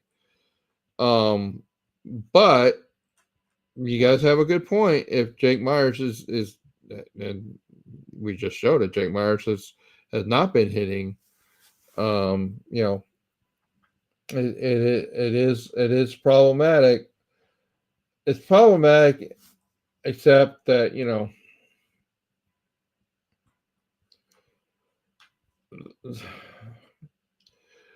So let, let me take a step back for a minute. What is our goal the rest of this season? Because for me, the goal is to win the division. And this may sound this is going to get clipped by the Seattle fan base and the Texas Ranger fan base. But guys, I think the Astros are going to win this division, and they could win this division with winning 83 or 84 games and still win the division. And if you tell me that Kyle Tucker is back by worst case, I mean the tweet was like September. Like what? Wait a minute, Kyle Tucker's not being back till September. But if this team has been really really good with Kyle Tucker out and the offense not being that offense being 110 111 WRC plus offense because the pitching has been honestly by ERA really good by FIP, at least average. So if if this team just is able to, I don't, if I'm the Astros GM and I'm a fake Astros GM, I don't really panic unless I see. Guys, let's look at the Seattle line of this table. Maybe that's the best way for me to explain this. Seattle needs to buy a first baseman, a second baseman, a left fielder, a right fielder, and a DH to actually get their offense even at a level that can compete. They're not going to be able to do all that. And if they keep losing between now and the trade deadline, they may not buy anything. And I know Clint wrote on the slide that the Rangers may be buying now, and I think that's fair analysis. But look at the Ranger line across here. What will the Rangers buy? I mean, the Rangers are kind of like the Blue Jays. They should be better than they are. And you say, well, Larry, that just means they're behind us, and I don't expect that they're going to. I don't expect they're going to buy. I think they're going to look at their situation. They're going to look how buried they are in the wild card standings, and I don't think they're buying. I, I just don't. And if the Astros are able to get one of the pitching, if the Astros did nothing else other than get one decent pitcher, I think that's all they need to win the division. And so, because I recognize I don't think the Astros are going to get the second seed, right? So now I expect Cleveland. If you look at all the projection tables, they'll tell you that Cleveland's going to fall off. But they say that basically Minnesota and Cleveland will be in a dogfight for that division before it's all over with. Um, So I don't know, guys. I don't think it's probably as dire. Like, okay, the Astros are not as good as the 22 Astros. They're not as good as the 19 Astros, and they're not as good as the 17 Astros. But I think they're about as good as the 23 Astros. And guys, by the way, the 23 Astros were really. I know everybody wants to talk about how they were terrible at home. They actually were extremely lucky on the road. That's what when I did that analysis, I wasn't like, no, the Astros haven't really been bad at home. They've just been really lucky and getting wins on the road that they really didn't deserve. That team, by the analysis I did, really should have won about 84 games, and they got over that by how good they were on the road. And so I think I'm not so sure that this team is not that the pitching injuries early have set this team up to not. I don't know. I just think I think that they're playing well enough that we don't. I don't. I'm just not panicking. I just think they buy a pitcher and they're good. And I got everybody.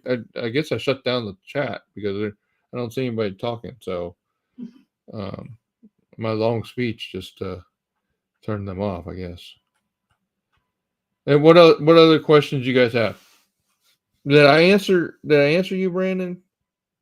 I don't think they're.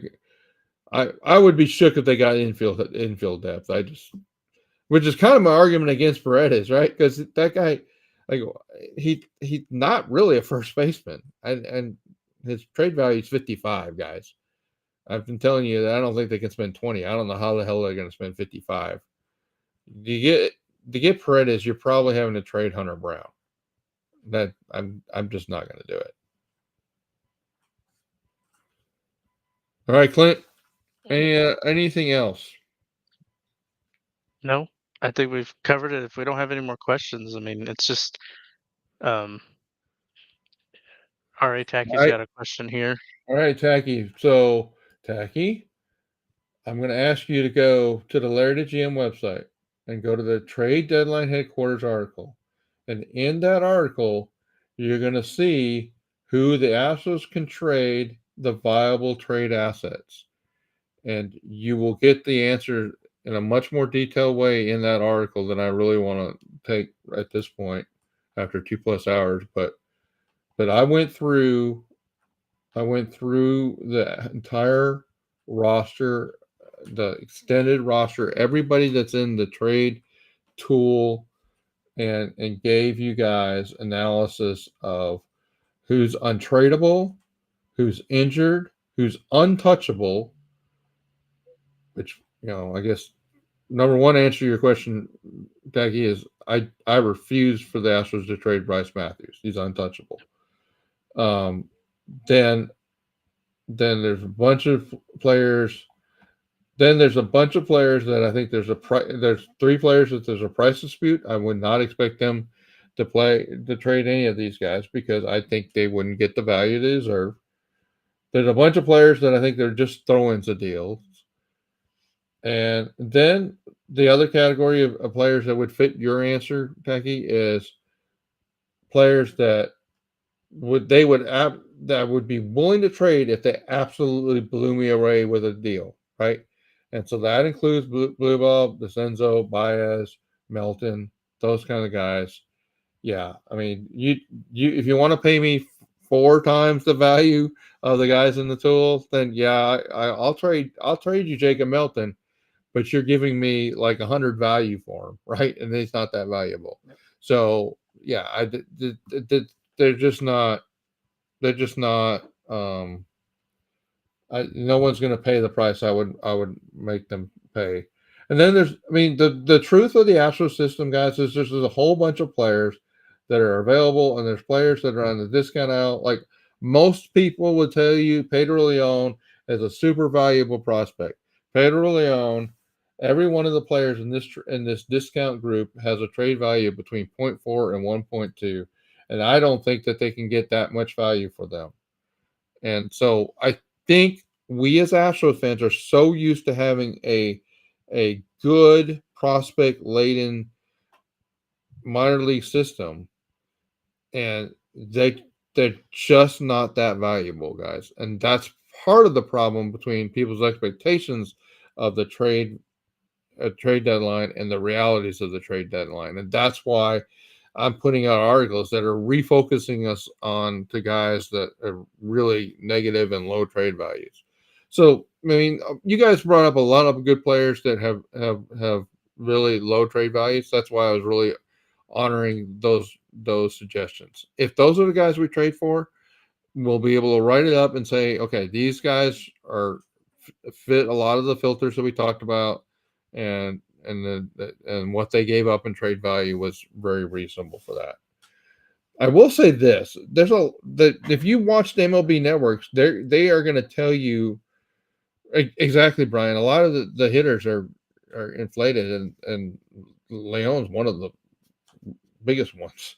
Um, the the MLB network and everybody's going to tell you how, and we have, how every team's going to overpay, and how, and that's why it was really important to get the feedback on the trade that just happened tonight, which was about a 20% premium. That's pretty normal. I mean, that's not an excessive. That's not the excessive deal. And when we talked about which teams, paging through it real fast, which teams could be available. Which teams are buyers, which teams are sellers. Look at the hyper buyers. There's 8 of them. Look at the hyper sellers. There's 10 of them. Right? I I expect there's as many teams really, like, if you come to the Tigers to make a deal for Flattery, I think they're going to trade them. Right? And there's most of these teams. The problem is when you put that together with the trade inventory that those teams have. A lot of those teams don't have much trade inventory, and so, um, but I think there's a lot of deals that could be done out there. But I just think the Astros have to realize they have the 24th highest trade inventory value of the teams, and that means they're not going to be able to play with the big boys that are buyers, and that's what we showed you in the slides. So, all right, guys, you tired of listening to Larry the GM talk? I mean, it's been number one, guys. Thank you so much for joining. And Clint said it a couple times, but please jump on our YouTube channels. Please join those YouTube channels. Please subscribe. Yeah, subscribe both to Clint and my YouTube channels. Would really help us grow the footprint there. And if you have not gone to the Larry the GM website, by God, if you've been with us for 2 hours and you haven't gone to the Larry GM website yet, Yeah. I don't know what you're doing with your life. I mean, if I can't sell you that this is the place, the Larry the GM website is the place to be for the trade deadline. Um, I mean, you guys have seen it in every one of these articles. We're pointing out the things that are important, right? And so this is one of the times of the year that I think what Clint and I do separates us from the rest. And please join the Larry GM website. And guys, I could use your support to help pay the bills for that website. And so if you become a premium member, it's $5 a month. You become a moneymaker member, it's $20 a month, and you will get the opportunity to have a daily Astros lineup analysis, which can help you make some money on the side, Prize Picks or Bovada, or if you have a legal way to put wagers on, you can do it that way too. So, all right, Clint, I did the advertisement. But guys, thank you for joining. I Mhm. really appreciate you. Yep, we appreciate it, guys. If there's no other questions, I think we're going to call it. We'll be keeping up with the tabs on any trade news or anything else like that. There's going to be more articles coming out, so please, anybody who's watching on Twitter or X, please hop onto the YouTube, and so we just appreciate all your support. Anything you can do for us helps, and we're going to continue on this journey of providing you the best Astros content we can. So with that said, Larry, let's say So good let night. me let me say And yeah, oh, let me say one thing, Clint. If there's a trade that happens, be looking for analysis from the trade from Larry GM and potentially Clint and I getting on a video. Guys, I'm going to be at the Astros game on Tuesday night. So if a trade happens Tuesday, not happening. Trade happens Wednesday, it better happen early in the day that I can put something out, because I'm not going to really Yeah, have the access to be able to do an article then. But we will give you analysis as soon as we can, and of course that analysis will fit the modeling that we provided up front. All right, Clint, thank you. absolutely. We'll navigate that for sure, and don't worry, we're going to be on top of it. So, All right, guys, thank you. all right, Larry.